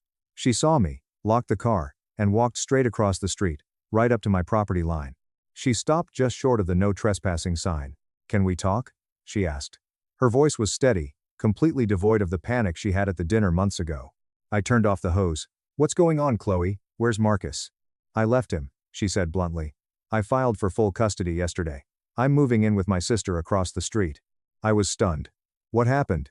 She let out a harsh, bitter laugh. "You want to know the real reason your parents were trying to force you to give up this house? The real reason they couldn't just write Marcus a check for a down payment? Because they're cheap?" I guessed. "Because they are bankrupt," Chloe said, her eyes blazing with anger. "Completely, utterly, devastatingly broke." I dropped the hose. "What? Dad makes 6 figures. The house is paid off." "Not anymore," Chloe said, shaking her head. "I found the financial documents hidden in Marcus's desk last week. Marcus has a gambling addiction. Not casinos. Crypto and high-risk options trading. Over the last 4 years he lost everything. His savings, his retirement, all of it. He racked up over $120,000 in secret debt. He was about to be sued by his creditors." My jaw literally dropped. I felt dizzy. "When he realized he was going under, he went crying to Mommy and Daddy," Chloe continued, her voice trembling with rage. "And what did your parents do to save their precious golden boy?"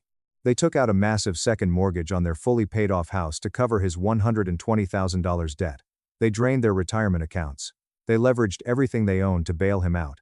The pieces suddenly slammed together in my brain with sickening clarity. They didn't have any money to help him buy a house, I whispered, the realization hitting me like a freight train. Exactly, Chloe said. When I got pregnant, I demanded we buy a house. I told Marcus I wouldn't raise a baby in that apartment. I threatened to leave him if he didn't provide. He panicked. He went to your parents. They couldn't give him money, because they were drowning in the debt they took on for him. But they couldn't tell me that, because then I would know Marcus was a broke gambling addict. So they targeted me, I said, feeling sick to my stomach. Your house was their only way out, Chloe nodded, wiping a tear from her cheek. If they could bully you into signing over your house, Marcus gets a home, I stay with him, and nobody ever finds out about the massive financial hole they dug. You were the sacrificial lamb to cover up their catastrophic failure.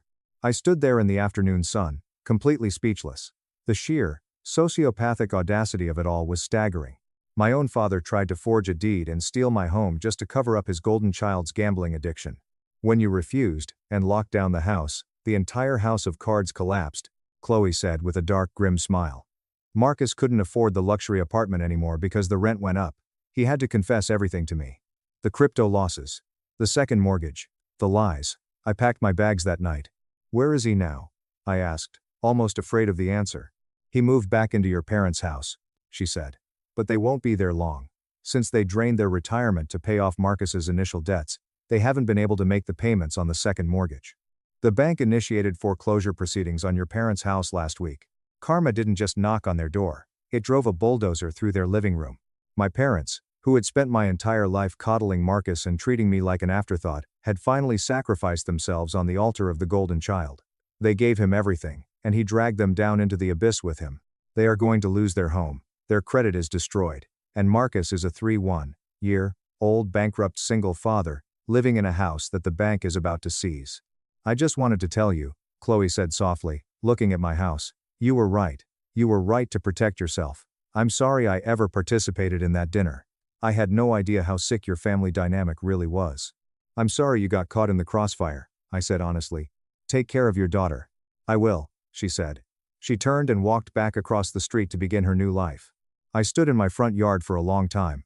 I looked at the grass I had seeded. I looked at the porch I had painted. I looked at the no trespassing sign standing proudly at the end of the driveway, like a silent sentinel. I went inside, locked the heavy deadbolt, made myself a cup of coffee, and sat in my living room. I listened to the quiet hum of the refrigerator. I felt the solid floorboards beneath my feet. I am 29 years old. I am safe. I am secure. And for the first time in my entire life, I am completely, utterly free of them. Let the bank take their house. Mine is paid for. Drowned. In $85,000. Debt. While brother lived in luxury. 2 years later. At a wedding. Parents begged for a bailout. I dropped the proof and watched them burn. The living room smelled nauseatingly of artificial peppermint and cinnamon, the exact same cloying scent my mother had pumped through our Ohio home every single Christmas since I was a toddler. I was 26 years old, sitting cross-legged on the cold hardwood floor, surrounded by a chaotic sea of torn metallic wrapping paper. I had my palms pressed flat against my denim-clad knees, pressing down hard, desperately trying to keep my hands from trembling. Your very own Audi, son, my father announced. His voice was thick, practically choking with an overwhelming, suffocating pride as he dangled a sleek, black key fob in front of my 24-year-old brother, Julian. Julian leapt off the plush leather sofa, as if he'd been struck by lightning. His eyes were wide, his perfectly styled hair falling effortlessly into place. The whole moment felt incredibly staged, like a commercial for a life I was merely allowed to spectate. Through the frost-covered front window, I could see it parked in the driveway. A glossy, menacingly sleek black Audi RS e-tron GT. It was crowned with a ridiculous, enormous red velvet bow that completely obscured the windshield. The dark paint shimmered under the pale, freezing Ohio winter sun. My mother stood beside the fireplace, clasping her hands tightly beneath her chin, her eyes glistening with unshed tears, as if she were witnessing a literal miracle. Julian let out a whoop of joy, snatched the keys from my father's hand, and spun them around his index finger like a magician performing a trick. The room was practically vibrating with their shared ecstasy. I could hear the unspoken chorus echoing off the walls. He had arrived, he had been chosen, he was the golden boy, he was worthy.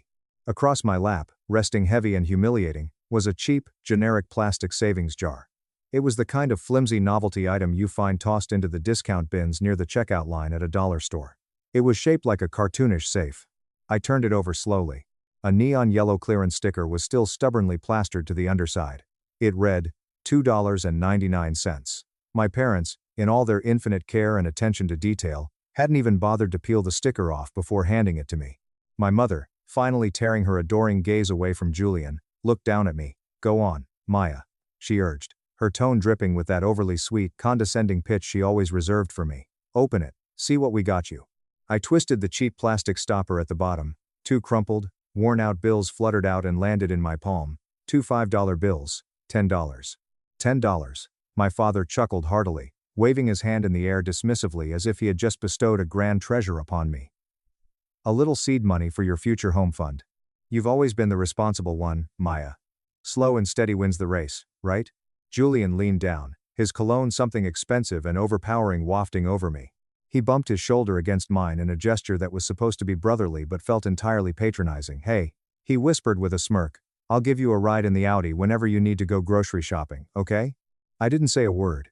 I carefully placed the cheap plastic jar on the glass coffee table. The hollow, pathetic clack it made against the glass rang out louder than their booming laughter. It echoed louder than the deafening silence, screaming inside my own head. I stood up, quietly excused myself, and walked out of the living room, heading straight for the stairs. The thick carpet muffled my footsteps as I climbed to the second floor, but every single creak of the wooden railing beneath my hand felt like a sharp accusation. As I ascended, I was forced to look at the Wall of Fame. It was a gallery of custom-framed photographs, stretching in perfect, meticulous alignment down the entire length of the hallway. Birthdays, extravagant vacations, graduations, milestones. Julian's blinding, arrogant grin filled nearly every single frame. There he was in his expensive lacrosse gear. There he was at his lavish senior prom. There he was posing in front of the Eiffel Tower, the Colosseum, and the Swiss Alps, all fully funded. All expenses paid, trips my parents had proudly financed so he could find himself and experience the world. My own appearances on that wall were shockingly scarce, tucked away into the dusty bottom corners like reluctant afterthoughts. There was one blurry photo of me from middle school, and a group shot where I was half blocked by an uncle. I reached the bathroom, stepped inside, and closed the door, turning the lock. The sharp click sounded incredibly final. I leaned over the sink, staring at my reflection in the mirror under the harsh, unforgiving fluorescent light. I looked pale, exhausted, and completely hollowed out. My eyes were bone dry when, by all logic, they should have been spilling over with tears of betrayal. I pressed my palms flat against the cold marble counter, taking deep, shuddering breaths to steady myself against a massive, terrifying swell of rage that I hadn't allowed to surface in years. It was all rushing back now, every single slight, every single dismissal. Images flickered violently behind my eyes. I saw my high school graduation. I had been the valedictorian. I delivered my speech to a row of folding chairs that was completely empty because my parents had decided, at the last minute, to drive 3 hours across the state to watch Julian play in a meaningless junior varsity lacrosse scrimmage. I saw the endless, grueling nights during college. I remembered sitting in the campus library at 2 a.m., eating stale crackers, working 35 hours a week at a miserable data entry job while juggling a full engineering course load, desperately stretching my meager scholarships and predatory student loans just to survive. And meanwhile, Julian was networking in upscale cafes across Europe, his credit card bills quietly and happily wired and paid off by the exact same people, who now claimed they never had any liquid cash to help me with my textbooks.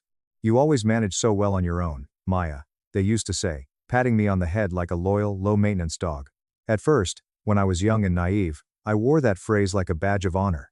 I thought it was a compliment. I thought they respected me.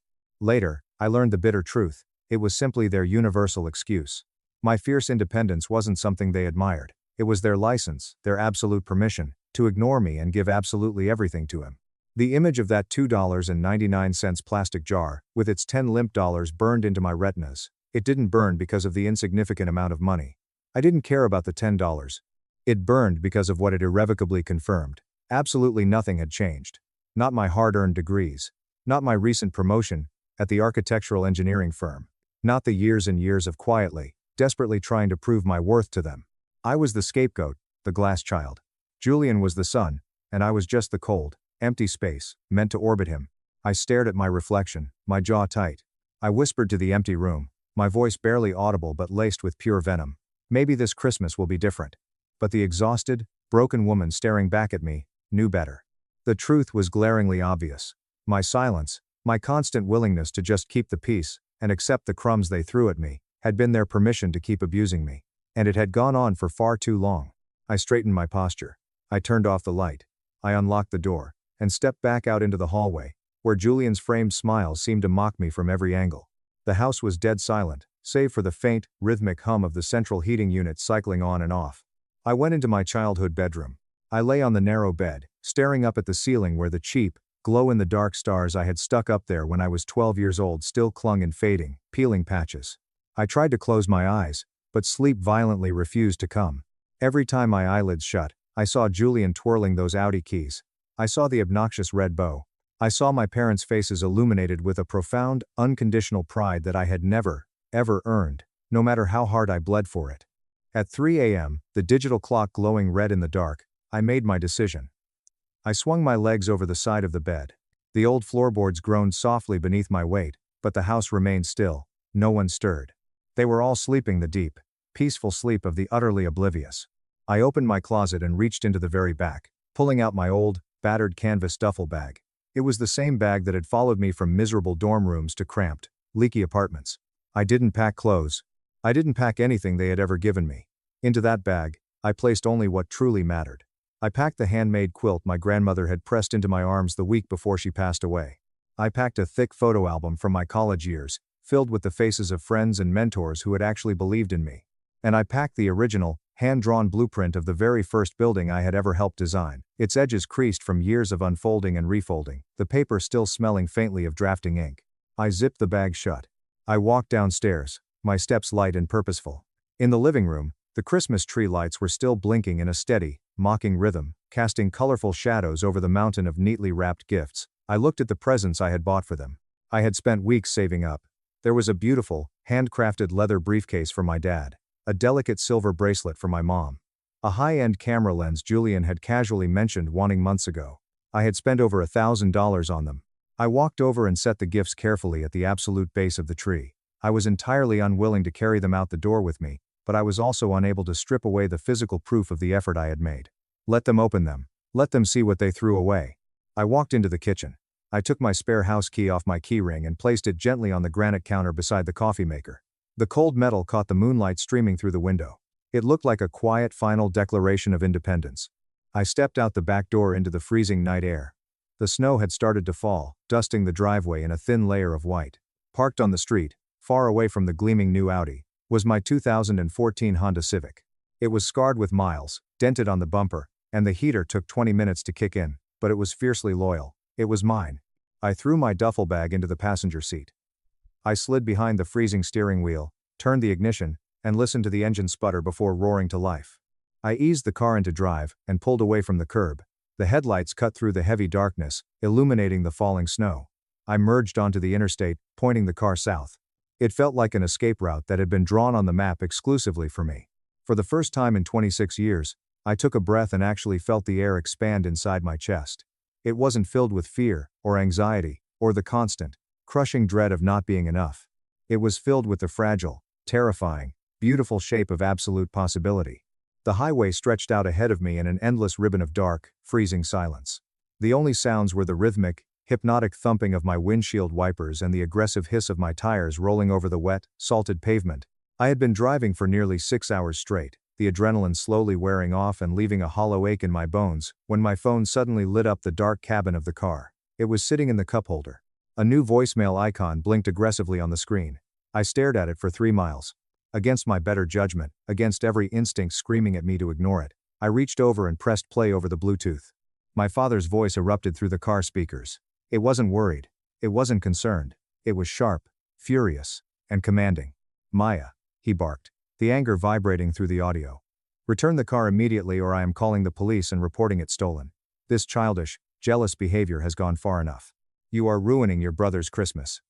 Turn around right now." I gripped the steering wheel so hard my knuckles turned stark white. I nearly laughed, but the sound that actually clawed its way out of my throat was raw, jagged, and sounded more like a sob. Return the car. He meant the Honda Civic. The same Honda Civic that I had bought entirely out of pocket. With cash. The car whose title was legally, undeniably in my name. The car I had paid for by scraping together tips from waitressing and pulling double shifts at the data entry center. It was the one single thing in my life they could never, ever claim they provided. And still, here was my father, ready to twist my rightful ownership into a criminal act of theft. Willing to completely weaponize a blatant lie, willing to threaten me with arrest, if it meant dragging me back under his absolute control. The anger came first, a hot, uncontainable wildfire in my chest. But underneath the rage lay something much colder, much clearer, and incredibly sharp. This was exactly who they had always been. It was never about love. It was about control. Control, at any cost. By dawn, I had crossed the state line into Tennessee. Deep fatigue was gnawing at my muscles, and my eyes felt like they were filled with crushed glass. A flickering neon sign reading, "Open 24 hours, lured me off the highway. I pulled into the empty parking lot of a dilapidated, roadside diner. The bell above the door chimed as I walked in. The place smelled heavily of burnt coffee, old bacon grease, and industrial bleach. It was the kind of establishment where the cracked red vinyl booths stick to your jeans and the waitresses call everyone honey without looking up. I slid into a booth by the window. A waitress approached. She had bright silver streaks in her messy bun and deep, heavy lines etched into her face, the kind of lines that come from decades of both smiling too much and frowning too hard. She didn't hand me a menu. She just flipped over a thick ceramic mug and filled it to the brim with steaming, pitch-black coffee. "Rough night, honey?" she asked. It was more of a statement of fact than a question. She had probably seen 1,000 runaways sitting in this exact booth. "Rough life," I muttered, the words slipping out of my mouth before my brain could stop them. She paused. She set the heavy glass coffee pot down on the table and looked me over. Her gaze wasn't pitying. It was the calm, piercing look of someone who had seen every conceivable variation of human heartbreak pass through her swinging diner doors. "Listen to me," she said, her voice gravelly and low. "Blood makes you related. Love makes you family. Don't confuse the two, or you'll spend your whole life paying for it." The words landed on me like a physical weight. They sank deep. Like a heavy seed dropped into soil I hadn't even known was fertile. I wrapped my freezing, trembling hands around the hot mug, letting the intense heat seep into my numb fingers. I stared out the window at my beat-up car. And for the very first time since I had pulled away from my parents' house in Ohio, the crushing weight of loneliness began to lift. I finished the coffee, left a $20 tip that I absolutely could not afford, and stepped back out into the biting morning air. The road south was calling me. I was heading to Texas. Crossing the border into Austin, Texas, 3 days later felt like stepping onto a completely different planet. The air was warm, the sky was relentlessly bright, and the city buzzed with a chaotic, vibrant energy. I was completely exhausted, running on fumes and gas station snacks, but the skyline glittering in the distance felt like a massive, unspoken promise. I navigated the confusing streets until I pulled up in front of a small, pale yellow apartment complex. I parked, killed the engine, and clutched my phone. I had texted the address only 6 hours earlier. I walked up to Unit 4B and barely had time to knock before the door violently swung open. Chloe, my old college roommate and the one person who had always seen right through my family's facade, stood there. Her dark curls were damp, and she was wearing an oversized t-shirt. Her eyes widened, and before I could even open my mouth to explain, she pulled me inside and wrapped her arms around me in a fierce, unyielding hug. She didn't ask why I had shown up unannounced with a single duffel bag and dark, hollow circles under my eyes. She just pulled back, looked me dead in the face, and said, "Family doesn't treat family like that, Maya. You're safe now." She pointed me toward the spare bedroom. I collapsed onto the mattress and slept for 18 hours straight.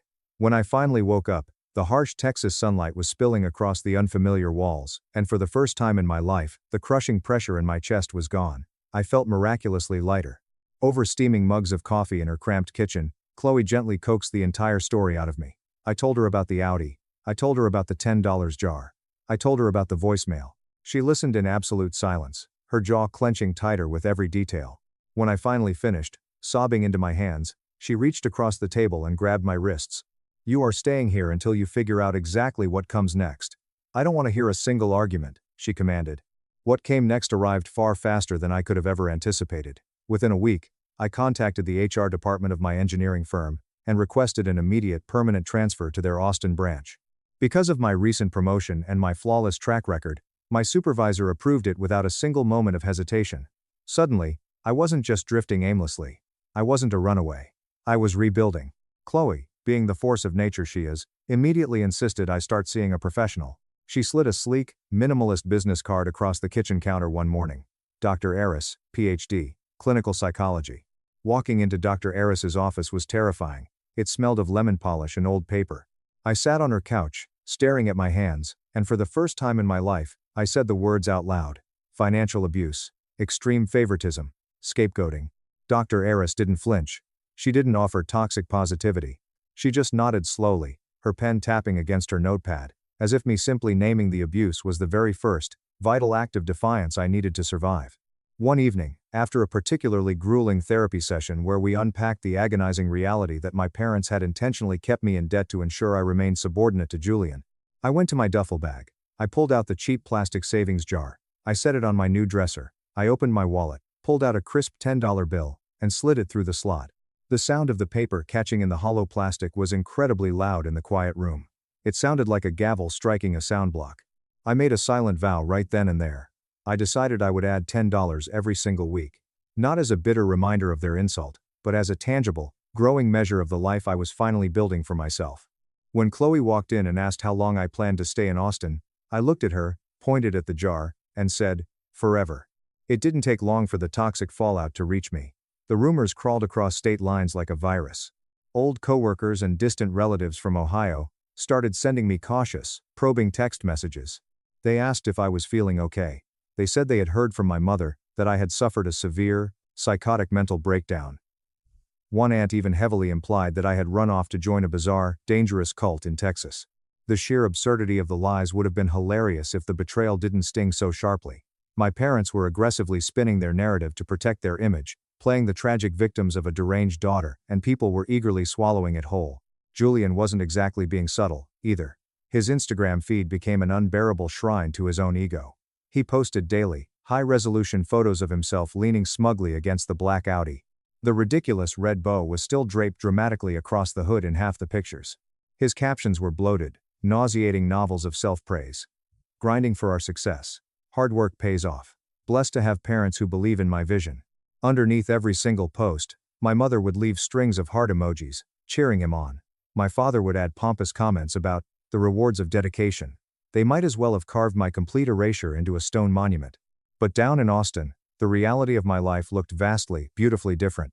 My new team lead at the firm pulled me into his office after I presented a complex structural calculation that ended up cutting 3 entire weeks off a massive commercial high-rise project. "This is brilliant work, Maya," he said, looking me dead in the eye. "You're one of the sharpest engineers we have." My colleagues nodded in agreement, their eyes warm with the genuine, professional respect I had spent my entire life craving, but had never once received inside the walls of my childhood home. I left the office that afternoon with a profound lightness in my step, the vibrant energy of the city buzzing around me like a massive, collective affirmation of my worth. Still, healing isn't linear. When night fell and the apartment grew perfectly quiet, the insidious, deeply ingrained guilt would inevitably seep in. I would lie awake, staring at the ceiling, wondering if I was a monster. Had I abandoned them? Was I the selfish, ungrateful daughter they claimed I was? Dr. Aris ruthlessly helped me strip away the disguises I had placed on those feelings. "That guilt isn't love, Maya," she said calmly during a session, adjusting her glasses. "It is emotional control, disguised as love. It is a leash. It might even be felt as love by them, because they only know how to love conditionally. But its sole, intended purpose is to bind you to them, not to free you." Those words landed like a massive boulder tossed into a deep, still lake. The ripples moved outward, touching and reframing every single memory I had. My family's approval had never, ever, been proof of my worth. And their disappointment was never, ever, evidence of my failure. Naming the abuse didn't magically erase the ache in my chest, but it violently bulldozed a clearing in my mind where radical self-belief could finally take root. The next week, I slid another $10 bill into the plastic jar. The pile of green paper was growing. I heard the faintest echo of absolute strength in the hollow clack of the plastic, as if each individual bill carried the heavy, undeniable weight of my refusal to be diminished ever again. 2 years passed. 2 years of intense therapy, 2 promotions at work, and thousands of miles of emotional distance. I had moved out of Chloe's spare room and bought my own beautiful, sunlit condo overlooking the river. I was thriving. Then, the envelope arrived. It was a Tuesday. I found it wedged aggressively between a stack of utility bills and grocery store flyers in my mailbox. It was made of heavy, expensive ivory cardstock. My name was written across the front in elaborate, looping calligraphy. Notably, there was no +1 offered.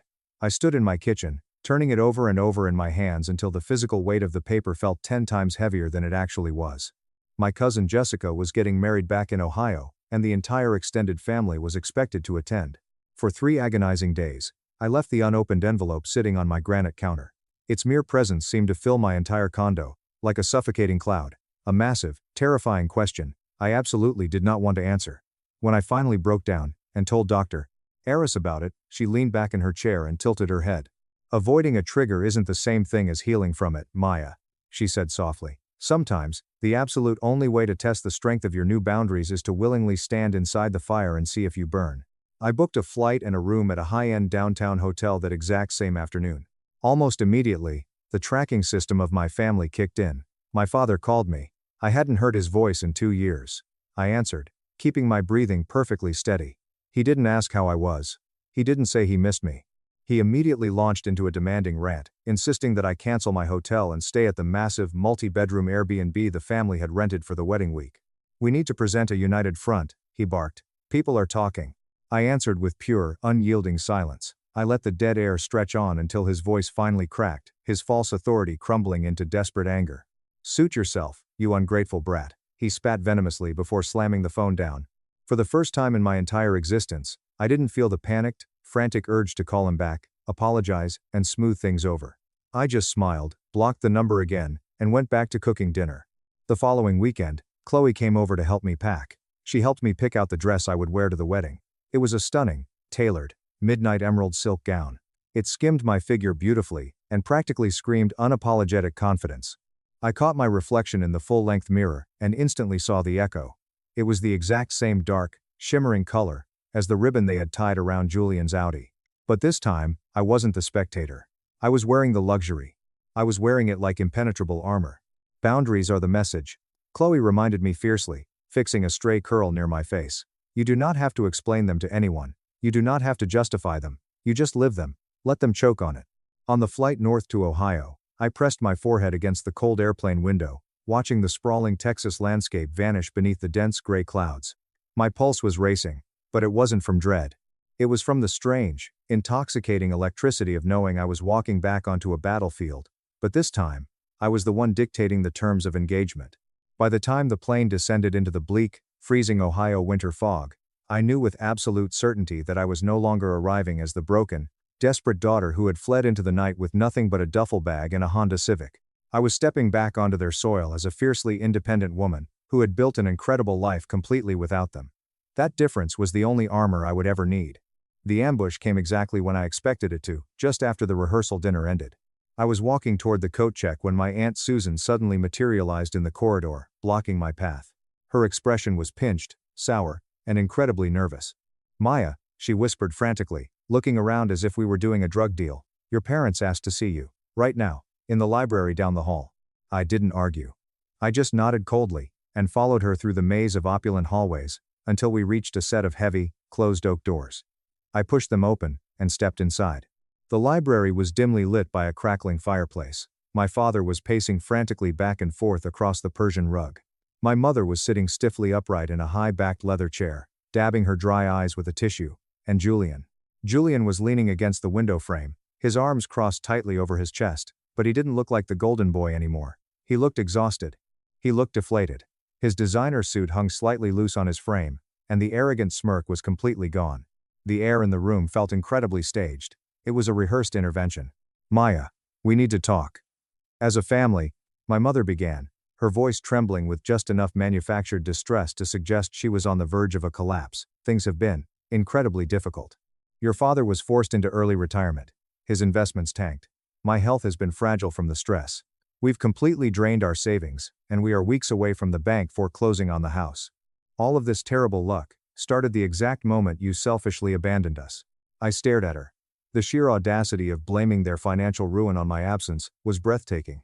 Julian pushed off the window frame, his eyes burning into me with a mixture of rage and desperation. "Do you have any idea what your silence has done to them, Maya? To us? They are falling apart." "I'm falling apart. My startup failed. The investors pulled out. I'm drowning in debt. We need your help. We need you to co-sign a consolidation loan. We know you make good money now. You owe us this." I let his ridiculous, entitled demands hang in the dead, silent air of the library. I didn't scream, I didn't cry. I calmly walked over to the massive mahogany desk in the center of the room and set my designer handbag down. I unzipped it. From the depths of the bag, I pulled out a thick manila folder. I flipped it open and spread the documents flat across the polished wood. "Let's talk about what I owe you," I said evenly, my voice devoid of any emotion. I laid out the first stack of papers. "These are my student loan statements. $85,000. Debt that I accrued while working 35 hours a week. While you," I pointed a perfectly manicured finger directly at Julian, "were spending semesters, finding yourself, in Milan, on their dime."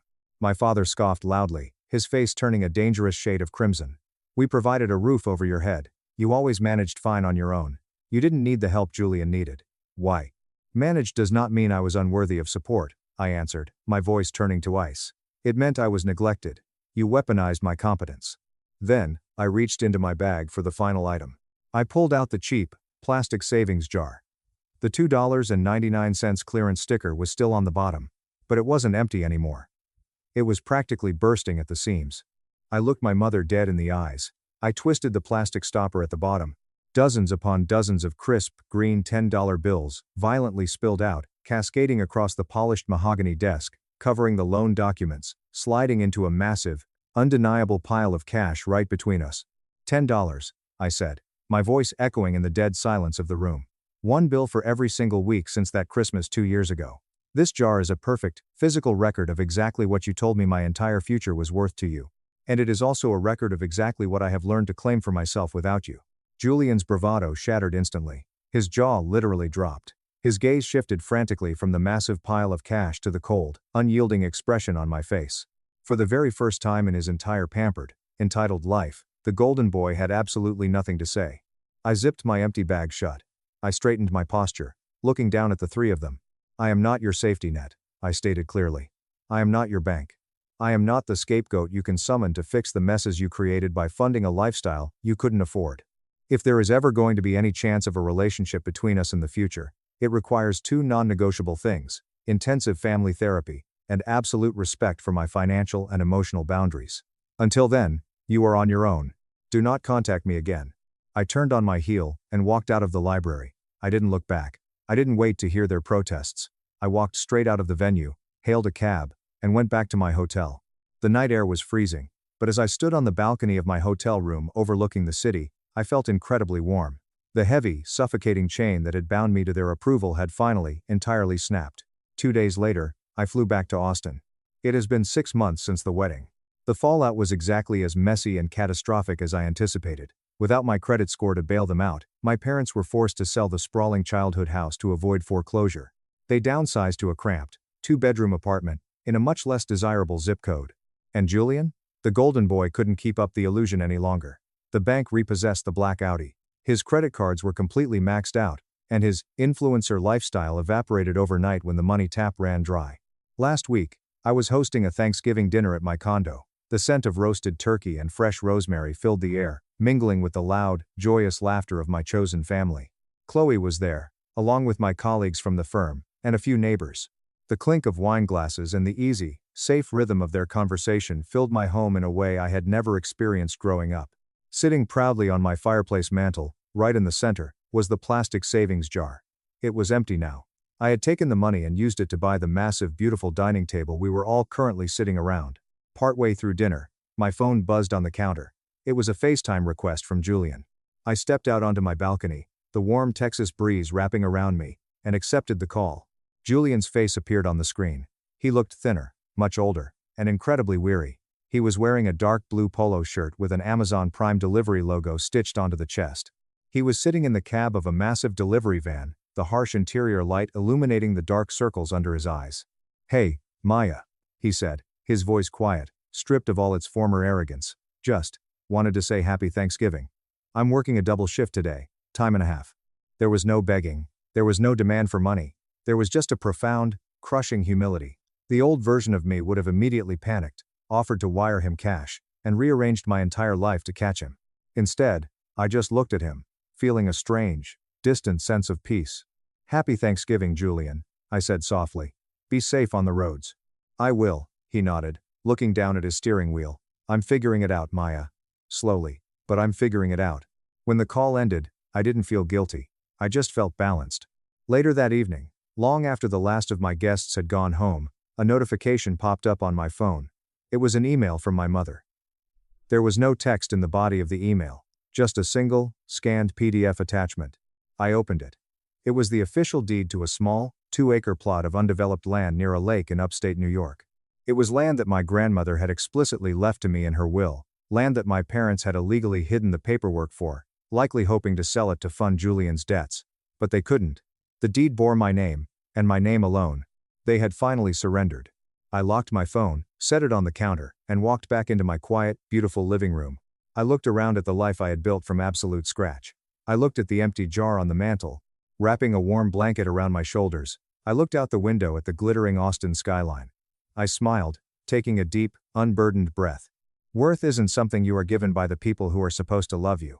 Worth is something you claim for yourself, usually by walking away from the people who refuse to see it. My wife gave me a 30-day silent treatment to break me. I built my dream gaming setup, and handed her divorce papers, speechless. In an effort to destroy my spirit and drive me into complete surrender, my wife covertly prepared a month-long period of silence as a form of treatment. I, on the other hand, made advantage of those 30 days to recover my life, construct the gaming setup of my dreams, and put in a divorce petition that rendered both her and her toxic sister totally speechless. Reddit, stop what you're doing and get a drink. This is the story of how my wife attempted to teach me a harsh lesson in husbandly obedience, but how she ended up giving me the greatest gift of my life by accident. The total certainty that I did not want to be married to her anymore. My current ex-wife, Claire, is 29 years old, and my name is Ethan. Our marriage did not suddenly disintegrate into a raging inferno of infidelity or default on its financial obligations. It was a slow and torturous poison, and the name of the poison was Morgan. Morgan was Claire's older sister, who was 34 years old, and had recently obtained a divorce. In the first 4 years of our relationship, Claire and I were a rock. There is a very comfortable 6-figure income that I bring in from my employment in software sales. Ultrasound technician is what Claire does. Our life was quite laid back. We had 2 automobiles that were paid off, we did not have any children yet, and we purchased a lovely house in the suburbs of Austin that had 4 bedrooms. When we were younger, we would spend our weekends going on hikes, visiting new breweries, and simply taking pleasure in each other's company. She had her own interests, and I had mine. I made it a habit to spend at least 2 or 3 hours playing video games online with my closest friend, Jake, every single Monday night. That was a custom for us. At no point did Claire have any problems with it. In point of fact, prior to going to watch her reality shows, she would bring me food and kiss my cheek while she was there. This occurred prior to the dissolution of Morgan's marriage. A divorce petition was submitted by Morgan's spouse approximately 8 months ago, after he had finally become weary of being treated like a rebellious toddler on a regular basis. Suddenly, Morgan found himself in a position where he had an abundance of free time, no place to reside, and a deep-seated loathing for the entire male species. Claire pleaded with me to allow Morgan to stay with us just for a few weeks while she was getting back on her feet. This was due to the fact that we had a guest room. However, those few weeks turned out to be 6 months of unimaginable suffering. Morgan did not merely bring her stuff into our home, rather, she carried her anguish into my marriage. Her behavior began to resemble that of her own personal anti-patriarchy headquarters, which was our home. It seemed as though every single conversation devolved into a lecture about emotional labor, weaponized incompetence, and the fact that men are fundamentally parasitic. The titles of the books that she lured Claire into were Decentering Men and Reclaiming Your Goddess Energy from Male Mediocrity. She also dragged Claire into these toxic internet forums and book clubs. The Claire that I knew, the woman who used to steal my hoodies and laugh at my terrible dad jokes, has vanished. A chilly and hyper-analytical stranger took her place, and she began keeping a literal mental scorecard of every homework. She was replaced by their replacement. The manner in which I filled the dishwasher was suddenly considered a microaggression. The fact that I paid the mortgage and all of the utilities was merely an example of financial control. And what about my gaming sessions with Jake on Monday nights? That went on to become the epitome of what I refer to as my toxic male privilege. Claire was the one I attempted to discuss it with. 2 months before to the occurrence, I engaged in a conversation with her, and subtly hinted that perhaps Morgan's pessimism was having an effect on us. I was not demanding that she kick out her sister, rather, I was merely asking for some separation of roles. Claire gave me the look of someone who had just been slapped by me. Morgan was right about you, she hissed at my compliments. You can't handle a strong woman realizing her worth, you just want me isolated so you can control me. I was completely taken aback. I decided to shut down and walk away. thinking that I would make it through the storm until Morgan finally moved out of the house. It was a terrible error. People took my silence to mean that I was guilty. I am exactly 1 month away from the end of my marriage. Fast forward to this moment. Evening on a Monday was the time. Having just finished a huge software deal, I arrived home from work feeling completely weary. When I entered the kitchen, I discovered Claire and Morgan enjoying a glass of wine while listening to a podcast about training your partner. After giving Claire a peck on the head, I said, "Hey, I'm going to take a shower, eat, and then log on with Jake for a little while. It's going to be a standard Monday." She did not react to my kiss. Claire delivered a forceful blow to the granite countertop, slamming her wine glass into it. "You're gaming again?" she asked, her voice dripping with hate as she looked at him. "Don't you think that's incredibly selfish?" "Selfish?" I inquired, rather perplexed. "Claire, I've gamed on Monday nights for 5 years. We literally spent all day Saturday together at the lake." Morgan instantly chimed in, crossing her arms and giving me a look that gave me the impression that she was superior to me. "See, Claire? This is exactly what we discussed. Men prioritize their little toys over their relationships, then act like victims when we express our very valid resentment." "I wasn't talking to you, Morgan," I shouted, suddenly losing my patience and reaching a breaking point. "This is between me and my wife." The response that Morgan gave was, "That's the problem with men like you, Ethan," and she stood up as if she were giving a speech to the United Nations. "You don't want to hear uncomfortable truths. You treat my sister like an unpaid maid while you play video games like a child." My eyes shifted to Claire as I waited for her to come to my defense. Cleaning the gutters, mowing the grass, and repairing the brake lights on her automobile were the activities that I had completed on Sunday. 80% of our bills were paid by me. "Morgan is right. You are completely dismissing my feelings.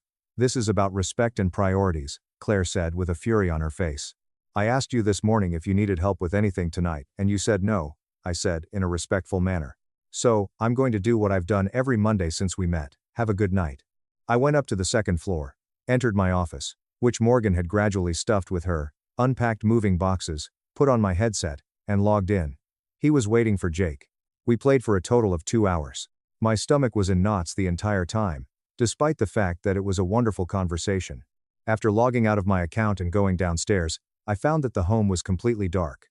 You could find Morgan in the guest room. When I arrived at the master bedroom, I turned the handle on the door. Locked up. The knock was really mild. "Claire?" "None of it." "Claire, come on. Open the door." Absolutely no sound. In the end, I decided to sleep on the couch in the living room. My neck was stiff when I woke up the following morning, and I was fully anticipating that Claire would be in the kitchen, ready to dispute. However, she had already departed for work by that point. There is no remark or text. That evening, when I arrived home, she was using her phone while sitting on the balcony and scrolling through the screen. I walked out of the room, put my keys down, and then asked, "Hey, would you like to talk about previous night?" She did not raise her head. Her eyes did not flinch. Simply browsing was all she did. "Claire," I said, raising my volume slightly.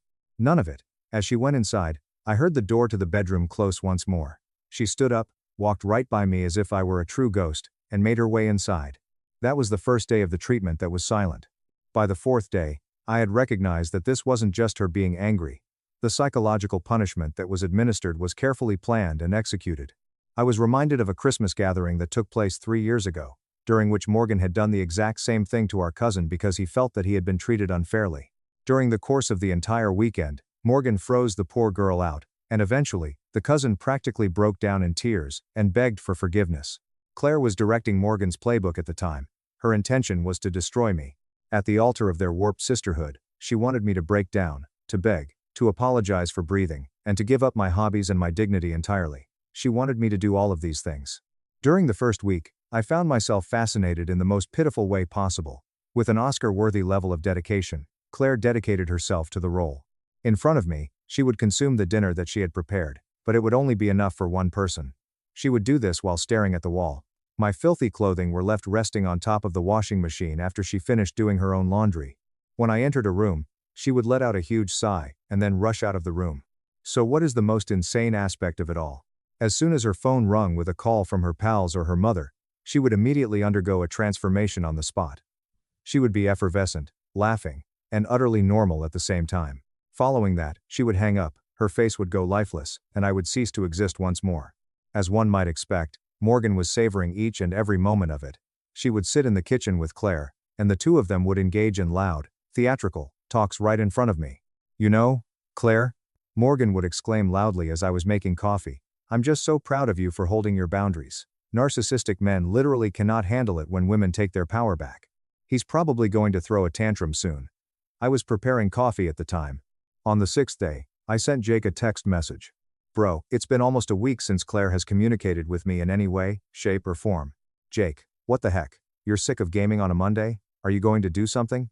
Me: "Are you telling the truth? To see how long she can keep it up, I'm going to watch her." At that same moment, a change took place in my subconscious. I was sitting on the couch watching an NBA playoff game on the 7th day of the tournament. When Claire arrived downstairs, she merely stood in the periphery of my field of vision. I was waiting for her to ask me what was wrong, gaze at her with puppy dog eyes, and halt the television. She was waiting for me to do. She desired to be humbly groveling. The throat was cleared by her. Violently.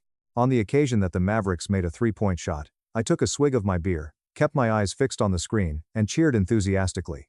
After letting out an angry growl and stomping her foot, she stormed back upstairs to the upper floor. In a minute, I overheard her expressing her dissatisfaction to Morgan. "He's so stubborn. He won't even try to fix this."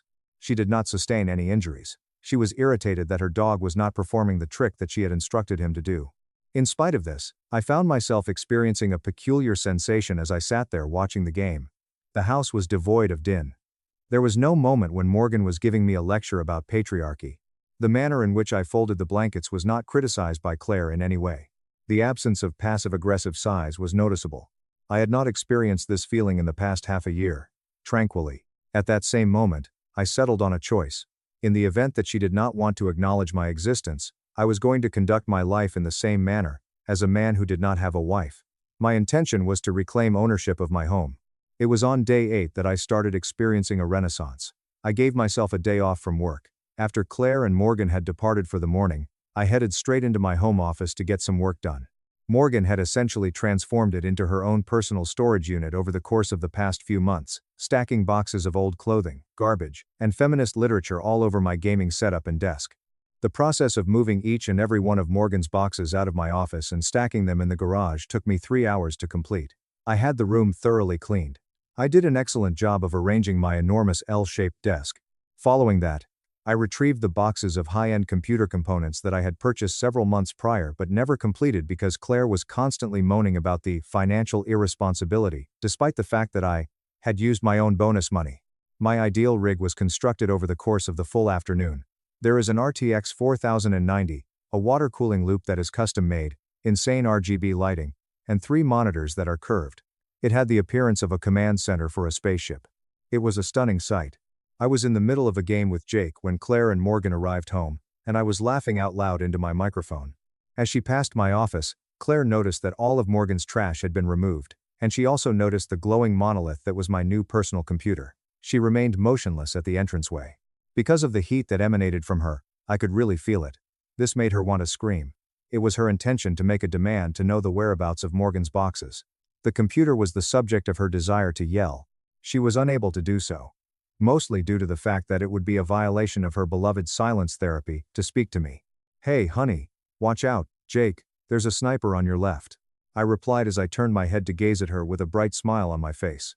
On her heel, she violently spun around and slammed the door to our bedroom with such force that the drywall broke. It wasn't until the second week that I started having a good time. I went through the process of undoing each and every one of the dreadful modifications that they had made to my home over the course of the past half year. Claire had reconfigured the living room in order to optimize flow, which meant that she had pushed the couch to an awkward angle that made it impossible to observe the large television. The entire thing was pushed back to Saturday a.m.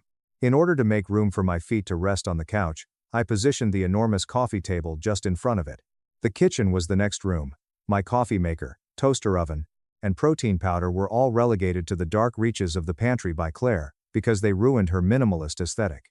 I removed all of these items, and rearranged them in such a way that they produced a magnificent and highly useful breakfast station right on the main counter. And then the meal arrived. Over the course of several months, I had been forced to endure Claire and Morgan's sad and flavorless diet consisting of quinoa, chicken that had been cooked, and kale smoothies. I was given a lecture on cholesterol and the meat business whenever I insisted on having a burger. Not any longer. A premium butcher in the downtown area was where I went. Not only did I purchase a complete brisket, but I also purchased gourmet sausages, high-end cheeses, and big tomahawk ribeyes with thick cuts. I prepared utterly delectable meals each and every single night. Whenever I would sear steaks in garlic butter and rosemary, the entire house would be filled with the most mouth-watering odors that could possibly be imagined. Claire would come downstairs to make her sad little protein drink, and I could see her eyes darting to the enormous steak that was laying on my cutting board. The steak was cooked to perfection. She was almost on the verge of drooling, but she was unable to request a bite to eat. Therefore, I would sit at the island, eating my steak and sighing about how great it was, while she was agitatedly blending her green sludge. As on the 14th day, Jake had arrived at my place with a large pizza and a 1-2 pack of beer. As we watched Ultimate Fighting Championship, we sat in the living room with our feet propped up on the coffee table. After an afternoon of shopping, Claire and Morgan came in. To reach the stairs, they had to literally squeeze past Jake's legs in order to get there quicker. Morgan gave Jake a cruel glance. She snapped, "Excuse me," as she walked away. All Jake did was smile. "Oh, my bad. Hey Claire, how've you been?" As she walked upstairs, Claire did nothing except gaze at him, her face becoming a deep shade of purple. "Dude," Jake said to me quietly, "this is insane. Your wife is literally acting like a toddler throwing a tantrum. How long are you letting this go?" "Dude." A taste of my beer was taken by me. "As long as she wants, man. I haven't been this happy in half a year. I feel like I'm single again, but with a nicer house." In a serious manner, Jake glanced at me. "Are you listening to yourself, Ethan? You're saying you're happier when your wife pretends you don't exist." I was smacked like a freight train by that concept. Indeed, he was correct. The purpose of the silent treatment was to serve as a form of discipline, but it had turned into a safe haven for me. In the absence of Claire's persistent criticism and Morgan's poisonous whispers, I experienced a complete dissolution of my anxieties. Better sleep was coming to me. When I was at work, I was performing better. My smile was becoming more. In no way did I miss my wife. My heart longed for the lady she had been in the past, but unfortunately, she had passed away. During the third week, Claire's determination began to weaken, and the psychological warfare began to work against her. She came to the realization that her quiet was not enslaving me, but rather empowering me. It was then that she began to make an effort to get my attention. While she was walking around the house in her underwear, she would, accidentally, drop things as she got closer to me. I paid her no attention. During the time that I was preparing meals, she would violently bang the cabinets. It was while I was flipping burgers that I put on my noise-canceling headphones and danced to rock music from the 1980s. Morgan was completely at her wits' end. At that moment, she became aware that she was losing control of the story. My ears began to pick up on fragments of their hushed, frenzied fights that were taking place in the corridor. Over the course of one evening, Claire snarled, "It's been 3 weeks, Morgan. He doesn't care. He's literally building computers and eating steak every night. He's happier." The response that Morgan gave was, "He's faking it. It's textbook narcissistic manipulation. He wants you to break so he can gaslight you. You have to hold the line, Claire. If you speak to him first, you lose all your power in this marriage. Take away all of your strength." That was the way that they viewed my marriage through their eyes. A battle for power. A game that must be won. The turning point of the silent treatment occurred on the 21st day. In the middle of the day on a Sunday, Claire's parents, Tom and Linda, showed in without prior approval. Despite the fact that they were completely unaware of the Cold War that was taking place in our home, they brought a casserole and wanted to check on how we were doing. Claire was overcome with fear. Quickly, she made her way to the entrance, put on a phony smile, and opened the door for them. "Mom, Dad. What a surprise." After leaving my office, I greeted Tom with a kind grin and handed him a handshake. "Hey Tom, Linda. Great to see you guys. Let me take those coats." We all took a seat at the table in the dining room. Claire's head was dripping with sweat. She was overcome with fear that I would reveal her treatment of silence to her parents, or even worse, that I would ignore her in front of them and make her out to be a victimized individual. On the contrary, I completely and utterly behaved in a typical manner. "So, Ethan," Tom inquired as he dug deeper into his bowl of food, "how are things at the firm?" I greeted Tom with a cheery saying, "Really great, Tom. Actually just closed a massive deal with a tech startup. Claire and I were just talking about, maybe, taking a trip to celebrate. Right, honey?" My eyes met Claire's, and I smiled at her with the affectionate and caring expression of a spouse. As she drank her water, Claire choked. Both of her eyes widened. They had her ensnared. If she did not respond, her parents would think that she was completely nuts. In the event that she did respond, she would have snapped her 2-1-day streak and lost her power. Claire stutteringly responded, yes," as her voice cracked due to the fact that it was the first time during the last 3 weeks that she had spoken to me. We were looking at maybe going to Colorado." I brightened and said, "Colorado sounds absolutely incredible. You know, Claire has been working so hard lately, she deserves a break. Linda wore a grin. You two are so sweet. Morgan could really learn a thing or two from your marriage. Morgan, who was seated at the end of the table, appeared to have just taken a bite out of a lemon due to her appearance. Claire gave off the impression that she was about to throw up. When I finished eating my casserole, I felt like a king devouring it. Claire turned around to face me as soon as her parents left the room and the door was closed, her face flushed with wrath on account of the fact that she was so angry. Her voice erupted in a shout. You manipulative bastard. You did that on purpose. You forced me to speak to you. I picked up the soiled plates in a composed manner. I didn't force you to do anything, Claire. I was just having dinner with my in-laws. She yelled after me as I entered the kitchen. Don't play games with me. Throughout our conversation, you've been ignoring me for 3 weeks. You've been flaunting your little computer and your food, trying to make me miserable. I finally gave up on scrubbing the dishes. Following the drying of my hands and the turning of the water off, I turned to look at her. I had lost the amusement that had been on my face. I looked at her with a lucidity that was unadulterated and unwavering. Quietly, I said, I haven't been ignoring you, Claire. And I meant it. You gave me the silent treatment. You locked the bedroom door. You pretended I was a ghost. All I did was accept your terms. And you know what the funniest part is? She looked at me intently while taking deep breaths. What? When I said it, I was really sincere. I loved it. I remarked. These last 3 weeks have been the most peaceful, stress-free weeks I've had in 6 months. You wanted to show me what my life would be like without you. Congratulations. You succeeded. And it turns out, my life without you is fantastic. It appeared as though I had punched Claire, as she stumbled backwards physically. Her face had lost all of its color totally over time. Ethan. What are you saying? My words were, I'm saying I'm done, as I walked by her. I'm going to game with Jake. When I arrived at my office, I made sure the door was closed and locked. 1 minute and 10 seconds later, I heard Claire completely and utterly collapse and start crying in the hallway. Suddenly, I became aware of Morgan's frantic footsteps, and the mumbling resumed its previous intensity. On the following day, which was day 22, Claire made an attempt to backpedal with such force that she almost breached the sound barrier. When I woke up, I discovered a large breakfast that had been prepared by me waiting for me on the counter: pancakes, bacon, eggs, and freshly brewed coffee. A handwritten note that read, I am so sorry, was placed next to it. I allowed things to spiral out of control. Tonight, let's try to talk. You have my love. I took a picture of the brunch, emailed it to Jake with the comment, the siege has broken, and then I went to work without having even a single mouthful of it. During that particular afternoon, I did not go to a restaurant during my lunch break. After driving to a sleek glass building in the downtown area, I entered the office of Sarah Jenkins, who is widely considered to be one of the most cutthroat family law attorneys in Austin. 2 hours were spent with me sitting in Sarah's office. Everything was laid out by me. The length of our marriage was 4 years, not a single child. Despite the fact that Texas is a community property state, I had a detailed paper trail that demonstrated that I had paid the down payment on the house from an inheritance before we got married, and our bank accounts were largely separate from one another. When Sarah questioned, she has her sister living there? She was taking notes at the time. And she initiated a complete cessation of communication for weeks? Yes, I responded to her. Well, Ethan, Sarah said with a grin while tapping her pen, this isn't just a slam dunk, this is a boring divorce. We sell the house, split the equity, she keeps her retirement, you keep yours. I can have the papers drafted and ready to serve by Friday. Friday is day 30, I reminded them. That sounds absolutely perfect. The 4th week was excruciating, and it wasn't because Claire was unable to leave me alone, rather, it was because of the silent treatment. It was as if the dynamic had entirely shifted. I went from being ignored by her to being suffocated by her.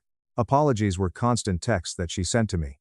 Attempting to cradle me on the couch was her goal. She even told Morgan to leave the guest room and to go stay at a hotel for a few days so that she could give us space.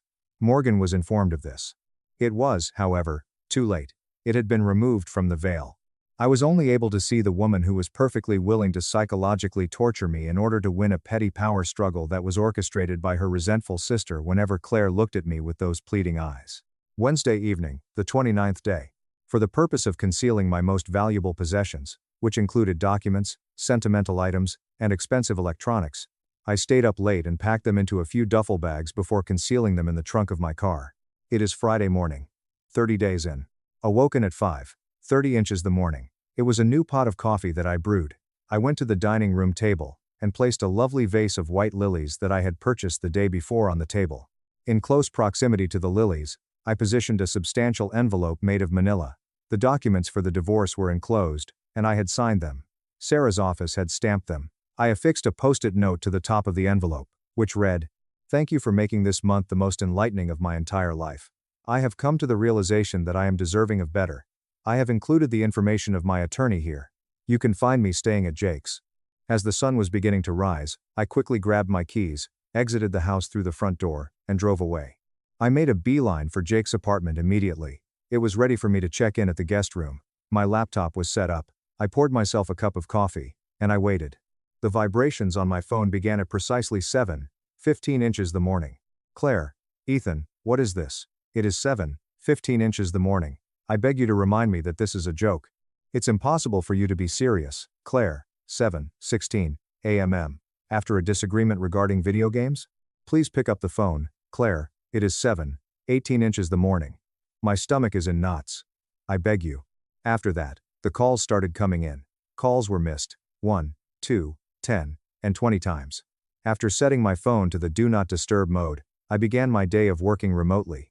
As the day progressed, Claire's initial shock had subsided, and it was evident that Morgan had returned to the conversation, as the tone of the texts underwent a significant shift. "You are a coward," Claire said at exactly 12:30 p.m. "You choose to flee rather than put in the effort to attempt to repair our marriage." 12:45 p.m. "Claire, Morgan was absolutely correct. You are a feeble individual, who is incapable of dealing with being held accountable." After 1 o'clock, Claire said, "I'm not signing anything. Everything you own is going to be taken away from you by me." That final text message was sent to Sarah, my attorney, in a direct message. 2 minutes later, Sarah responded, "Let her give it a shot. Have fun over the weekend." Over the course of the following month, the fallout was legendary. My reputation was the target of a full-scale nuclear attack that was launched by Claire and Morgan. Morgan took to social media platforms such as Facebook and Instagram, where she wrote extended essays consisting of multiple paragraphs, claiming that I was a covert narcissist who had emotionally abused Claire and abandoned her without any explanation. They made an effort to turn all of our friends who were also friends. The narrative was purchased by some of the weaker ones, and they became blocked by me. Good riddance to you. However, those who were genuine, those who had actually spent time with us over the course of the previous half year, were aware of the truth. Jake went on a crusade, defending me in comment sections and group chats, and he brought to light the fact that Claire had literally refused to speak to me for a month prior to my departure. The most enjoyable aspect was when Claire's father, Tom, called her on the phone. About a week after I submitted my application, he called me. His tone was deep and his voice was heavy. "Ethan," he said, "Claire is a mess. She had to move back in with us because Morgan couldn't afford the rent on the house without your income." "What the hell happened, son?" I shared everything with him. I told him about the books clubs, the constant belittling, the 30-day silent treatment, and the influence that Morgan had on all of these things. Tom remained silent for a considerable amount of time. After that, he let out a sigh. "I told Linda that letting Morgan move in with you two was a mistake. Morgan has always been toxic, and Claire has always been a follower. I'm sorry, Ethan. You're a good man. I don't blame you for walking away. I needed the final piece of closure, and having her own father validate my decision was the most important thing."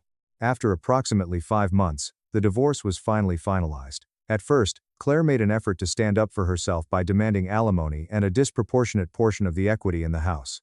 During the mediation process, however, my attorney, Sarah, completely destroyed her. After presenting the paper trail of my premarital assets, Sarah reminded Claire's attorney that Texas is a no-fault state, but that dragging out the process would only result in Claire going bankrupt due to the costs of legal representation. The house was sold by us. Following the completion of the amortization of the mortgage and the distribution of the remaining equity, we each walked away with exactly $85,000. I took my $85,000, rented a fantastic luxury apartment in the heart of Austin, reconstructed my massive gaming setup, and began living the best life I could possibly live. I started going to the gym, I got into the best shape of my life, I gained a promotion to senior vice president of sales at my company, and I started dating on a casual basis. There was nothing like life. Reddit, however, I have promised you a shocking turn of events. And the universe provided me with one that was so magnificently poetic that I continue to chuckle about it to this day. It had been approximately 8 months since the divorce had been finalized when I went out with Jake to a bar in the downtown area to get drinking. A voice could be heard coming from behind me as I went out onto the patio to get some fresh air. "Ethan?" My body turned around. Claire was the one. Nevertheless, she did not appear to be the self-satisfied and self-assured woman who had attempted to train me like a dog. It appeared as though she was completely defeated, exhausted, and frail. As a result of her unkempt hair, and the fact that she was dressed in inexpensive clothing, she appeared to have aged by 5 years. "Claire," I said while maintaining a distance from her. "What do you want?" I was standing on the patio when she suddenly burst into tears. "Ethan, I'm so sorry. I'm so sorry. I ruined everything. I ruined my life." I did not make any statements. Her tears were just heard by me.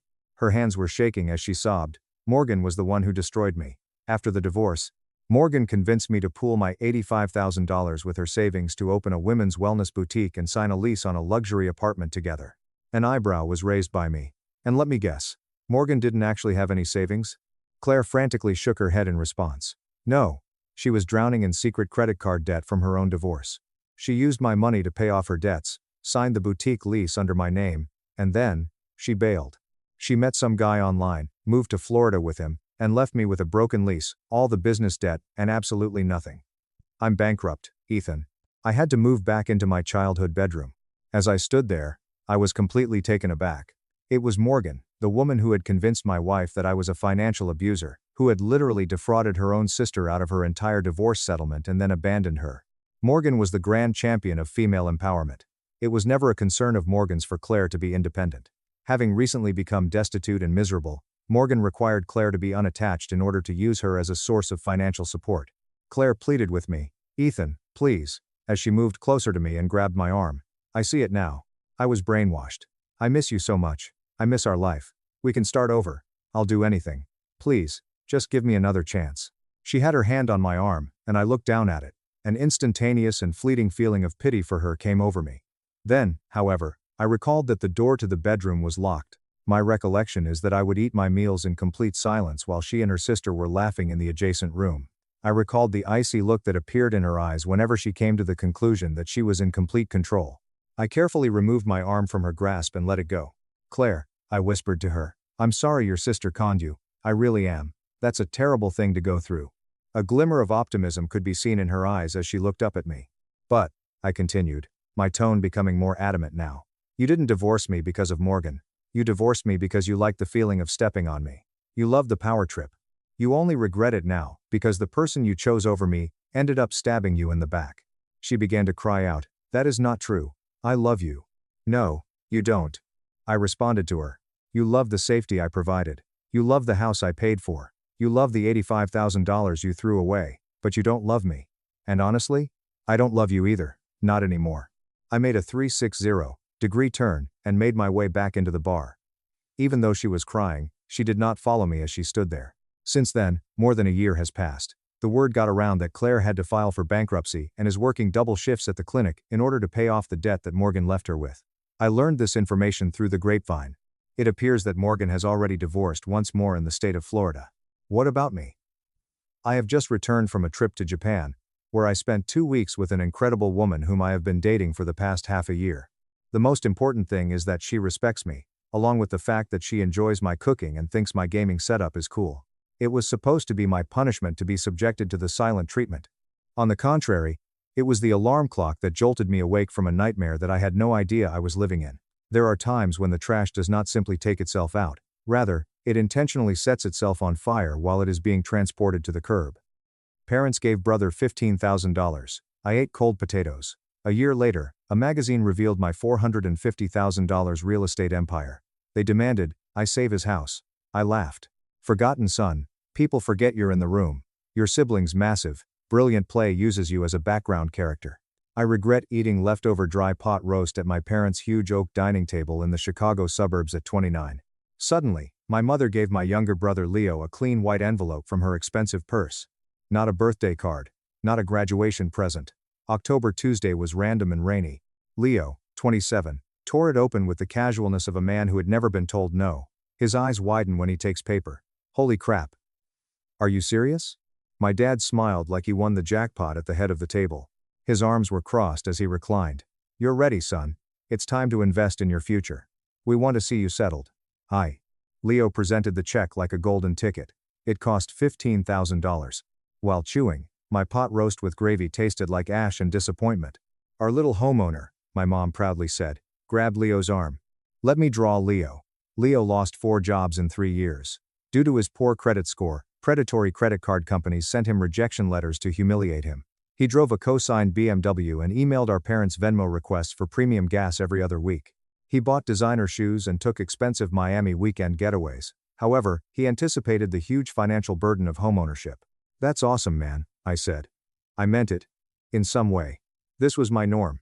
Mom looked across at me, squinting, as if she remembered I was at the table. She asked, "Oh, Marcus, how's your little apartment? Are you still in that same place? Like a county jail's temporary holding cell you wanted to escape?" "Yeah." I set my fork. "Actually, I've been thinking about buying something myself soon. Maybe a small rental property.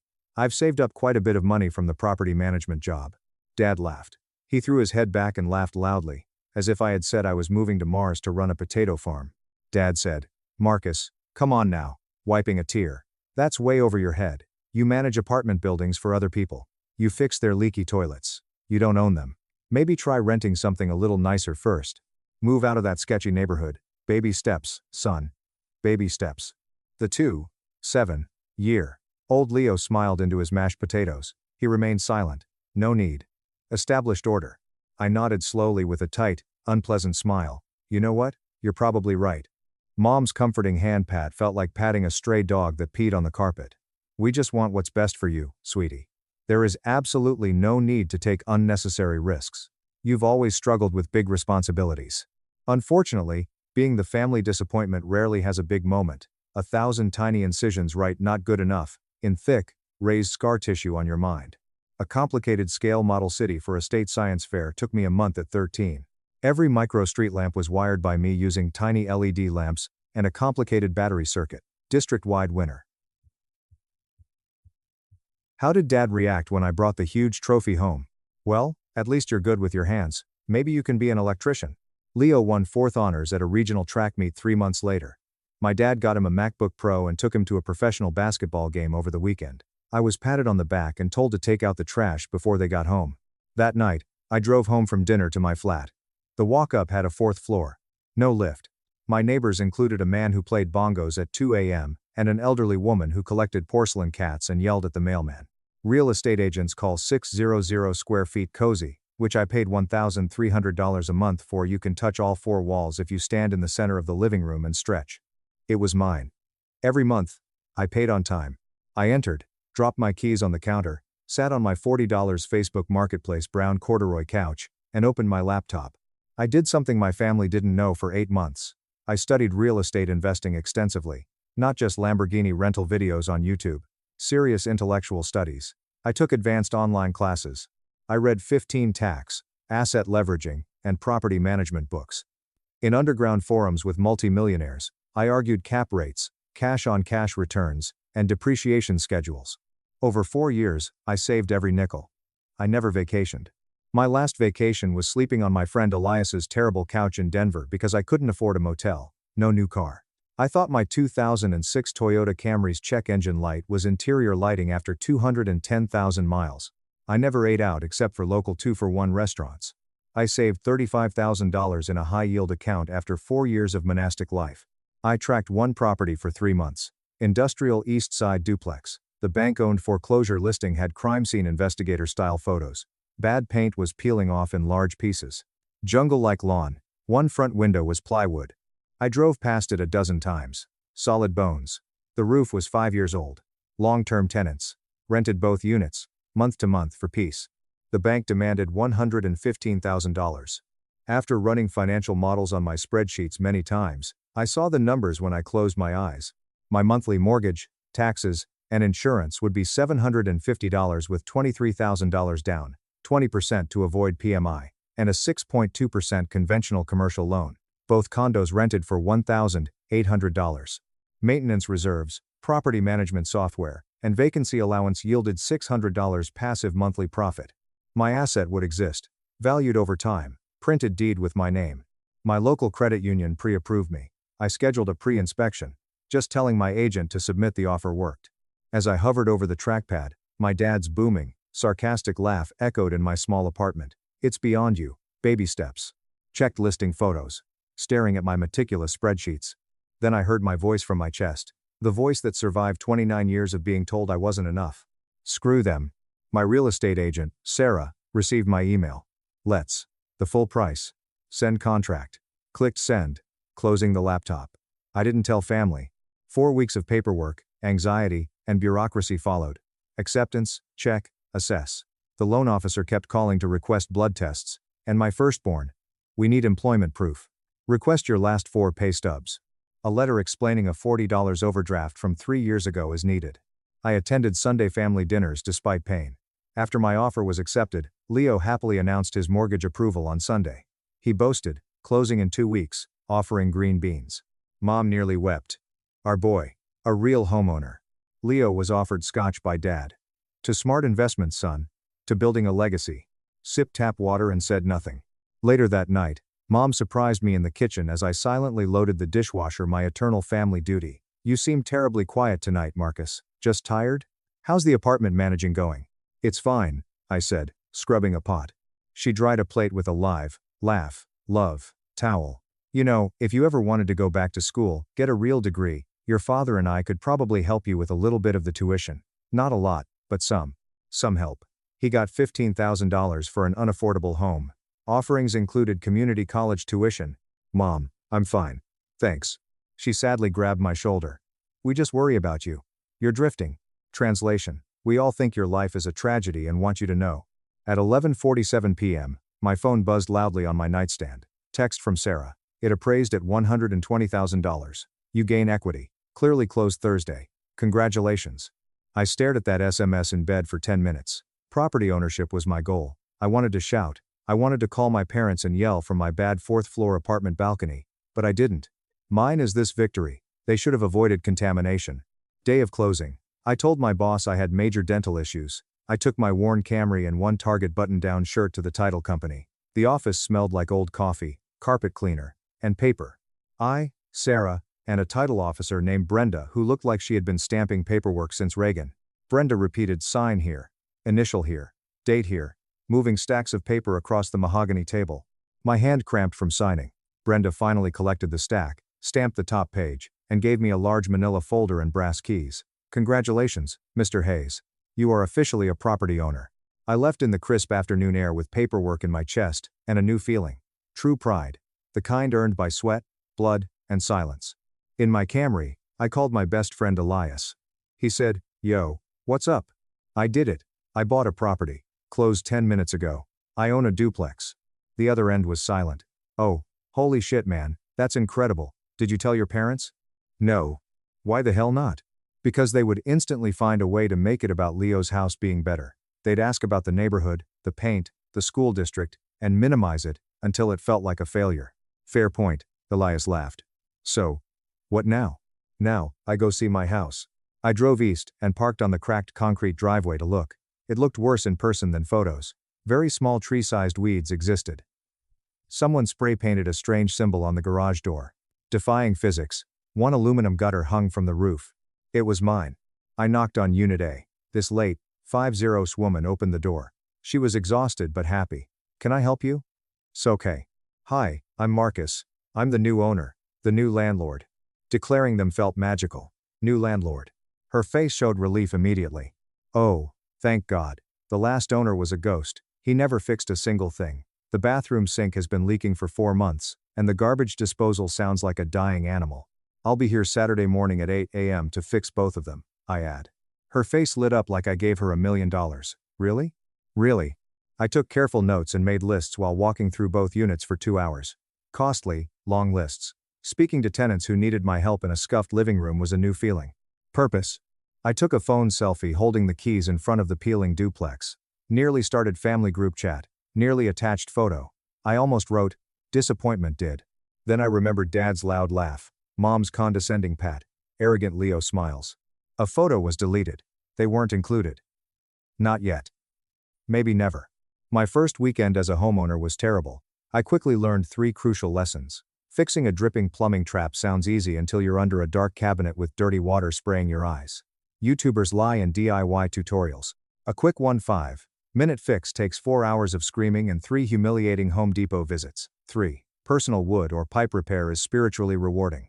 I spent all Saturday at Unit A, fixing Mrs. Gable's sink, replacing 2 ancient light fixtures that flickered like a horror movie, and discovering that the previous landlord fixed the broken garbage disposal, by unplugging it from the wall and hoping the tenant would forget. Mrs. Gable gave me a large glass of homemade iced tea at lunch. "You really didn't have to do all this on your first weekend," she said cheerfully. "I told you I would." I wiped grease from my forehead. "The last guy said that too. Never saw him again." Plugged in the new disposal, tightened the last PVC connection, and turned it on. Engine started perfectly. Gable clapped. "You are a miracle worker, Marcus." "Just a guy with a wrench and a lot of stubbornness," I add. I drove home broken, covered in unknown muck, and $300 poorer from hardware supplies that night, but I felt useful. I felt strong. Sunday followed.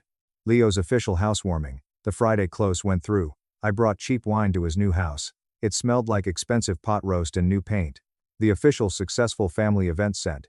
Leo and girlfriend Amanda paraded everybody.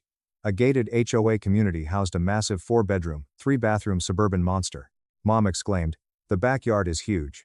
Nearly convulsing. "Show everyone the chef's kitchen, Leo." Touring the house. It was nice. Nice but generic, soulless, and like 40 other houses on the street. "Congrats, man," I told Leo in the kitchen. "It's a great spot." "Thanks," he exhaled. "You know, you should really come over more often. Maybe seeing this will finally inspire you to get out of that dump you live in and buy something yourself someday." Someday. He called it mythical. Like a child wanting dragon rides. A tight smile. Maybe. My job was to wash everyone's appetizer plates in the sink. Dad entered, grabbing a craft beer from the stainless steel fridge. "Your brother is really making something of himself, isn't he?" "Yep," I scrubbed dishes. "He's doing great." Dad looked at me from the bar with his usual pity and frustration. "You could have this too, you know, if you just focused. Stop with this dead-end apartment management thing, and get a real career." "I like my industry, Dad." "Do you? Or are you just comfortable being a bottom feeder, comfortable being mediocre?" Disrespect gutted me. Gripping the soapy sponge hard whitened my knuckles. Screaming at him was my immediate desire. I wanted to drop the plate, check my phone for the crime, and hit him. I wanted to tell him I bought a house without a $15,000 loan, cosigner, or help. A nasty, bitter part of me kept me silent. I realized in the kitchen that I wanted to correct them. I planned to build a huge empire to upset their reality when they found out. "I'm doing fine, Dad," I said, rinsing the plate. He scoffed. "If you say so. Just don't wait too long to grow up. The clock is ticking." He went. With my hands in boiling soapy water, I vowed silently, one property wouldn't suffice. I bought another. Property 2 arrived 7 months later in May. MLS listings were my obsession, daily at 5 a.m., lunch, and night until I passed out. My agent Sarah thought I was crazy. "Marcus, you just closed on the duplex a few months ago," she warned me by phone. "Are you sure you aren't over-leveraging yourself? What about that massive triplex on Elm Street? The one that needs a completely new roof?" I said, "That's the one I want." "Marcus, it's a disaster. A new roof on a building that size is going to run you at least $12,000, but the seller is desperate. They're asking $140,000. Even with a $15,000 roof replacement, the math works perfectly," I said, reviewing my spreadsheet. Silence at risk. Then she sighed. "You've really done the math on this, haven't you?" "I don't sleep anymore, Sarah. Write the offer." Elm Street triplex was bad. It appears the roof survived a meteor shower. The ceiling leak was like an indoor waterfall, emptying one of the 3 flats. The other 2 units had long-term, senior renters who paid $800 monthly on time. I offered $130,000. This seller countered $135,000. Yes, I accepted. I used the remaining $12,000 and took out a small HELOC on the first duplex, which had appreciated after I remodeled and raised the rents, to make the down payment this time. Risky. Far more debt. Math was unbeatable. Recently closed in June. Elise helped me empty the unit. We filled a 2-0-yard industrial dumpster with debris, drywall, and carpet. Elias replied, "This is absolutely insane, bro. Carrying a huge trash bag. You really own 2 entire buildings now. You own 5 doors." "Technically the bank owns most of them," I grumbled, removing tax strip. "But it's 2 more properties than I owned last year, and 2 more than Leo owns." "Yeah, but Leo's house is way nicer than this dump," said. "True. But he didn't buy it himself." I did. I was the weekend general contractor for 3 months. The new roofers cost $11,500. Wow. I installed $3,200. Luxury vinyl, plank, flooring, painted every wall, updated fixtures, and scrubbed bathrooms until my hands bled. The vacant unit rented for $1,100 a month to a nice young couple in September. Check the numbers. Monthly cash flow from duplex property 1 was $650. Property 2, the triplex, earned $800 monthly. Monthly passive income, $1,450. My sleep earnings exceeded my week's wages. I nearly got caught at October Sunday dinner. Chloe, my older sister, usually ignored me to talk about her golden retriever, asked, "So, what have you been up to, Marcus? Still working at that apartment complex?" "I actually quit my W-2 job last month," I said, eating dinner rolls. Whole table froze. A pin may have fallen. "You quit?" Mom gasped, clutching pearls. "Marcus, how are you going to survive? How will you pay your rent?" "I picked up some independent property management consulting contracts," I add, just half lied. "I manage portfolios for small, private investors now. I make my own hours." Dad scoffed and rolled eyes. "Consulting? That sounds like a fancy word for unemployed.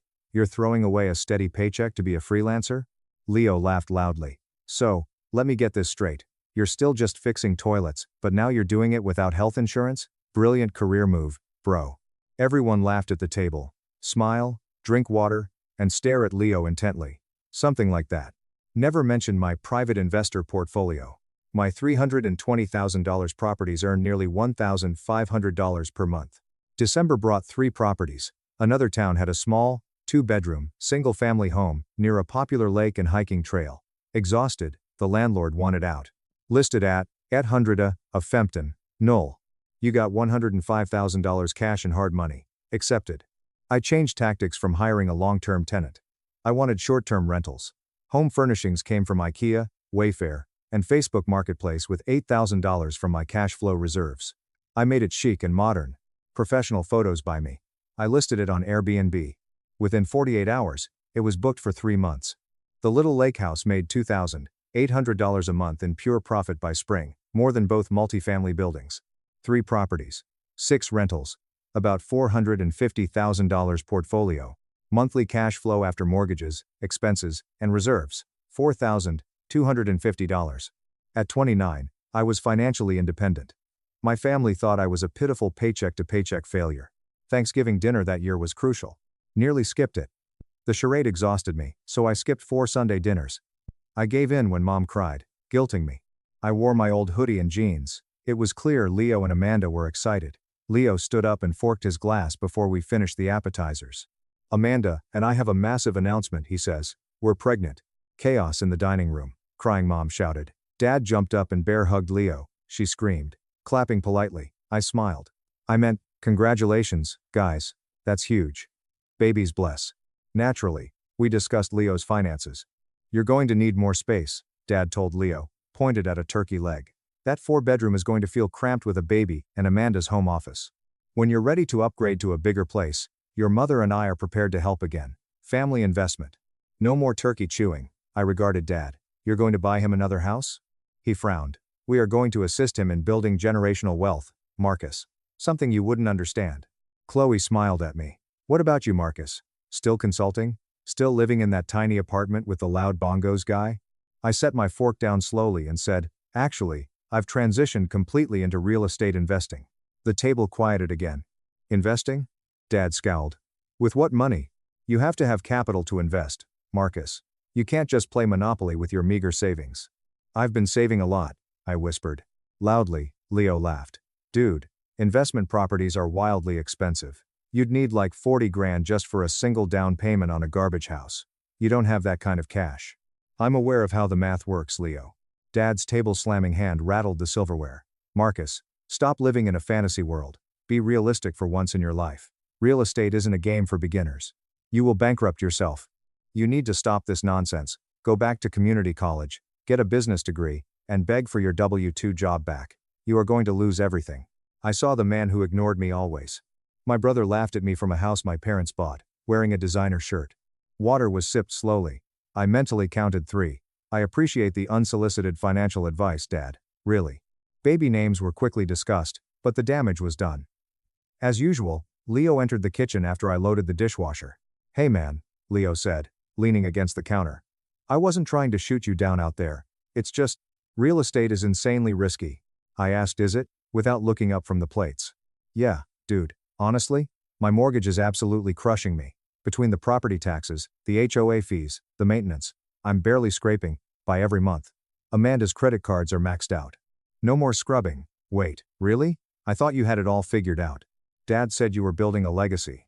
Leo laughed bitterly while rubbing his hair. Turns out a $15,000 handout doesn't automatically make you a financial genius. Houses are money pits. I'm drowning, Marcus.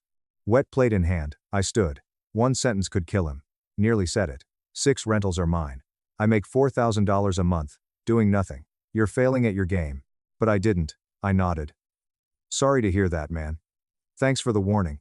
The bomb didn't drop because of me. Lowered by Sarah Jennings. Sarah covered local business for a major publication. They pulled county public property records for a huge feature on millennial real estate investors disrupting the market. I was noticed because I bought everything under my LLC. I received her early January email. Writing a feature, Mr. Hayes. Public records show your LLC bought 3 properties and 6 units in 18 months. Want an interview? My panicked response was, no, delete my email, I live in a cave. But Dad slamming his hand on the table came to mind. Mom's pity pats came to mind. Leo's smug laugh came to mind. I replied, yes, let's. Downtown coffee shop was our meeting place. Sarah took notes quickly as I explained my strategy. I explained extreme frugality. She learned about my $35,000 ramen and dying Camry savings. She learned about HELOC, BRRRR, and Airbnb cash flow. Did your family help you get started? Sarah asked, looking over her glasses. A lot of young investors have family backing. I said no, firmly, staring out the window. They have absolutely no idea I do this. They didn't think I was capable of much. They still think I'm a broke property manager. Sarah stopped writing. She stared at me hungry like a reporter. Wait. You built a $500,000 portfolio in secret because your family thought you were a failure? Pretty much. She grins. People are going to absolutely eat this story up. The February Tuesday morning article debuted. Sarah emailed the link to wake me up. I clicked. It existed. With my arms crossed in front of the Elm Street triplex, I look like I own the world in this massive, high-res photo. In 18 months, a 2.9-year old built a $450K real estate empire in secret. Article explained everything. I know my portfolio worth. Estimating monthly cash flow. My blunt quote. Success isn't about having a golden ticket or family handouts. It's about using the stones people throw at you to build your own foundation. End quote. I screenshotted brace for impact for Elias. Elias immediately said, bro, death awaits your family. He was right. Calls began at 10:14 a.m. It was Mom. Paused, breathed, and answered after 3 rings. Hello? Marcus. Her voice fell like a blizzard. Marcus. Chloe just sent a link to the family group chat. An article. It has a picture of you. I know. It says you own 3 buildings, 6 apartments. It says you are worth almost $500,000. That's the portfolio value, yes. I still have mortgages on them, but the equity is high. A long, agonizing silence hung. I heard her ragged breathing. Finally, she whispered, how? When? Why didn't you tell us? I tried to tell you, Mom. Remember the night you gave Leo the $15,000 check? I told you I wanted to buy a property. Dad laughed in my face and told me to take baby steps. So I took giant steps, and I just stopped telling you about them. Choked sobs. It says you did it entirely alone. It says you hid it because we didn't believe in you. They quoted me accurately. I need to call your father, she sobbed, hanging up. 10 minutes later, family group chat went nuclear. Dad, Marcus, answer your damn phone. Brother, is this real? Was this article funny? You can't own triplex. Oh my God, I checked the LLC's state registry. It exists. He owns everything. Dad, Marcus, call. Mom, tell us, cutie. We're confused. I watched messages flood in and destroy their false narrative from my cheap corduroy couch. For 29 years, I lost. I was blamed. The cautionary tale was me. I destroyed their reality, Tuesday morning. I typed one chat message last. Everything's real. Built by me. 0 family subsidies. No co-signers. Pure labor. Not answering calls today. Manage properties. Conversation ended. Dad directly texted me 3 hours later. We must talk. Sunday dinner. Must attend. Please. I looked at please. My father never said it. Answer, I'll attend. Sunday came. Not my W2S. W2 mindset wasn't worn. Wearing a tailored jacket I bought for my 3rd closing, drove my W2 Camry to their house, and parked next to Leo's leased BMW. The front door opened before I reached the porch. Mom stood with red, puffy eyes. It looked like she aged 5 years in 4 days. Marcus, she breathed, embracing me. She hugged me tighter than since I was a toddler. I am so sorry. She cried on my shoulder as I stood stiffly. It's okay, Mom. It's not okay, she cried, looking at me. We didn't see you. We completely ignored you. Dad appeared in the hall. His face was pale, deflated. An old man who realized he had backed the wrong horse, replaced the booming, arrogant patriarch. Come in, son. The dining table was set. The whole family attended. Leo stared at his empty plate, looking sick. Amanda appeared anxious. Chloe ignored me. I took my usual seat. With a shaking hand, Dad poured a glass of water. We read the article, over and over. 3 properties. 6 units. $450,000. All, in under 2 years. Yes, I said calmly. Leo finally looked up, his face contorted with jealousy and disbelief. How the hell did you get the down payments, Marcus? Seriously?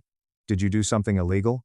I saved $35,000 over 4 years by living in a tiny apartment, eating garbage, and driving a car with a blown transmission, I said stiffly. I didn't take vacations, I didn't buy designer shoes, and I certainly didn't get a $15,000 check handed to me over pot roast. Leo recoiled like I slapped him. Mum wiped her eyes with a napkin. But the mortgages, how did you qualify? Good credit, a solid W-2 history, and then I used the equity from the first house to leverage the second. The third was bought with cash flow and hard money. It's basic real estate math, Mom. The math Dad said was way over my head. Dad closed his eyes and sighed deeply. I was wrong. I was so incredibly wrong about you, Marcus. I thought you were failing. I thought you were just drifting through life. I couldn't see what you were building because I was too blind to look. You didn't want to look, I said gently but firmly. You needed a success story, and you chose Leo. You needed a failure to compare him to, and you chose me. It was easier for you. Silence fell over the table. Nobody argued, because they knew it was true. We want to make it right, Dad hoarsely said. We want to celebrate you. Can we? Can we see them? Can you give us a tour of your properties? I surveyed the table. Mom's eyes showed regret. Dad had a broken ego. I thought the film ended here. The grand reconciliation. Sure, I said. We can go tomorrow. The next day, I toured with my parents and Leo. I showed them Elm Street triplex first. We walked through freshly painted halls. My sweet older tenant came out and shook my hand, telling my parents I was the most responsive landlord he had ever had. Mom cried again. I took them to the Airbnb lake house. Dad ran his hand over my quartz countertops as he walked through the elegant living room. This is incredible, Marcus. Truly. You built an empire. Leo stood with his arms crossed in the kitchen corner, pale and sweating. He didn't speak the whole tour. Dad suggested we talk about the future at a nearby high-end coffee shop after the tour. We sat in a quiet back corner leather booth. Dad ordered coffees for everyone. Watching his black coffee swirl, he stirred it for a long time. Air changed suddenly. Remorse and pride vanished, leaving a suffocating tension. Dad looked at me. He had desperate, dark eyes. Marcus. We need your help. I put my mug down and frowned. My help with what? Mom cried again, silently, spilling tears onto the wooden table. Father swallowed hard. It's Leo. He's in trouble. I regarded Leo. While staring at the floor, his jaw was so clenched it looked like his teeth might break. My heart rate was rising as I asked, what kind of trouble? Dad crept closer and whispered harshly. Leo's house is in pre-foreclosure. He hasn't paid the mortgage in 5 months. He took out secret personal loans to fund his lifestyle, to pay for Amanda's car, for the baby nursery. He is over $80,000 in high-interest debt, not including the house. Staring at them, I was stunned. Okay, that's terrible. But what does that have to do with me? Mom grabbed my hand with a terrifying claw. Marcus, we co-signed his mortgage, and we took out a massive HELOC on our own house to help him pay down some of the credit cards last year. If Leo goes bankrupt and loses his house, the bank is coming after us. We will lose our house, Marcus. Our retirement is gone. Air left my lungs. Everything came into brutal, terrifying focus. The $15,000 check wasn't a gift. A massive financial sinkhole began. They had spent their lives promoting the golden child's success. I raised my voice. You leveraged your paid-off house to fund his designer lifestyle? We had to help him, Mom cried. He's family. I asked, so why are you telling me this right now? But a cold, dark pit in my stomach knew the answer. Dad stared me down with desperate entitlement. You have 3 properties, Marcus. You have $450,000 in assets. The lake house alone is worth enough to clear Leo's immediate debts and get the mortgage current. We need you to sell the lake house or take out a cash-out refinance and give us the money. Silence. Complete silence in the coffee shop. I gently removed my hand from my mother's. I regarded the three parents who mocked me, the brother who mocked me. You want me, I said in a slow voice, to liquidate the assets I built in secret, using the money I saved while eating instant noodles and driving a broken car, to bail out the brother who laughed at me for living in a tiny apartment. You're rich now, Leo snapped, his head raised and face red with rage. You have all this passive income. You don't even need that lake house. I'm having a baby, Marcus. I'm going to lose my home. You have to help us. I replied, I don't have to do anything. My voice freezing.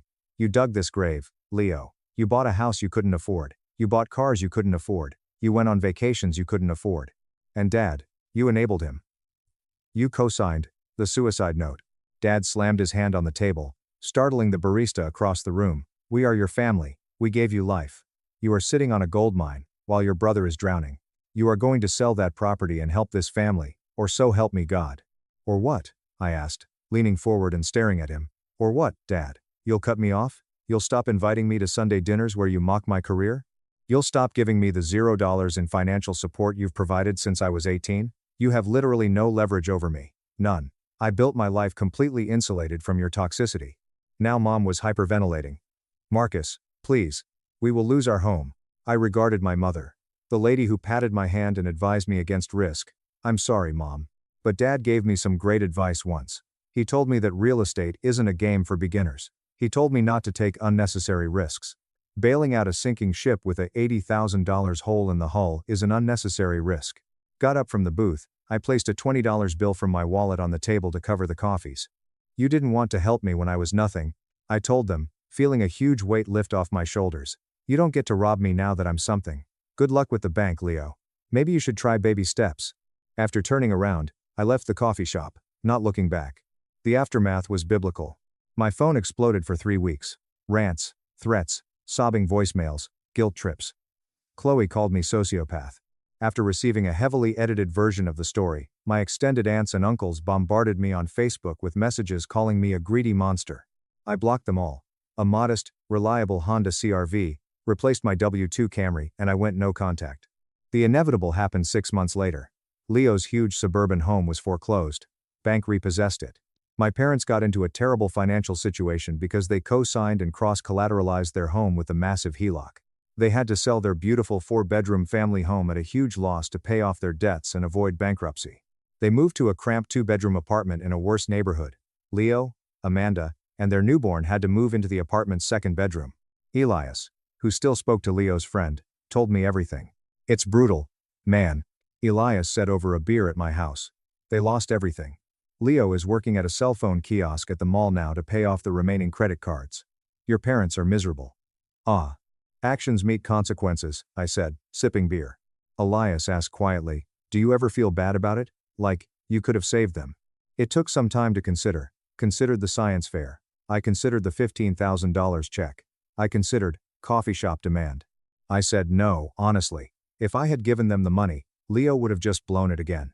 They would have drained me dry until I was right back in that 4th-floor apartment, and then they would have laughed at me for losing my properties. I closed on property #4 last month. Ironically, it was a beautiful, distressed, single-family home, 2 streets from Leo's foreclosed house. It was heavily discounted at a county auction. I rehabbed it for a month, increasing the portfolio value to $600,000. I photographed the new house. Nothing went to my family. I didn't Facebook it. I framed and hung it in my home office. I discovered the ultimate truth about success and revenge. Screaming isn't the best revenge. It's not killing them. The best revenge is realizing you don't need them to see your greatness. You just live it. I'm 30 years old now. I own 4 properties. I have 8 doors. I make enough passive income that I only work when I want to. And the only family I care about now are the tenants who pay my mortgage, and the peace and quiet of a life I built entirely with my own 2 hands.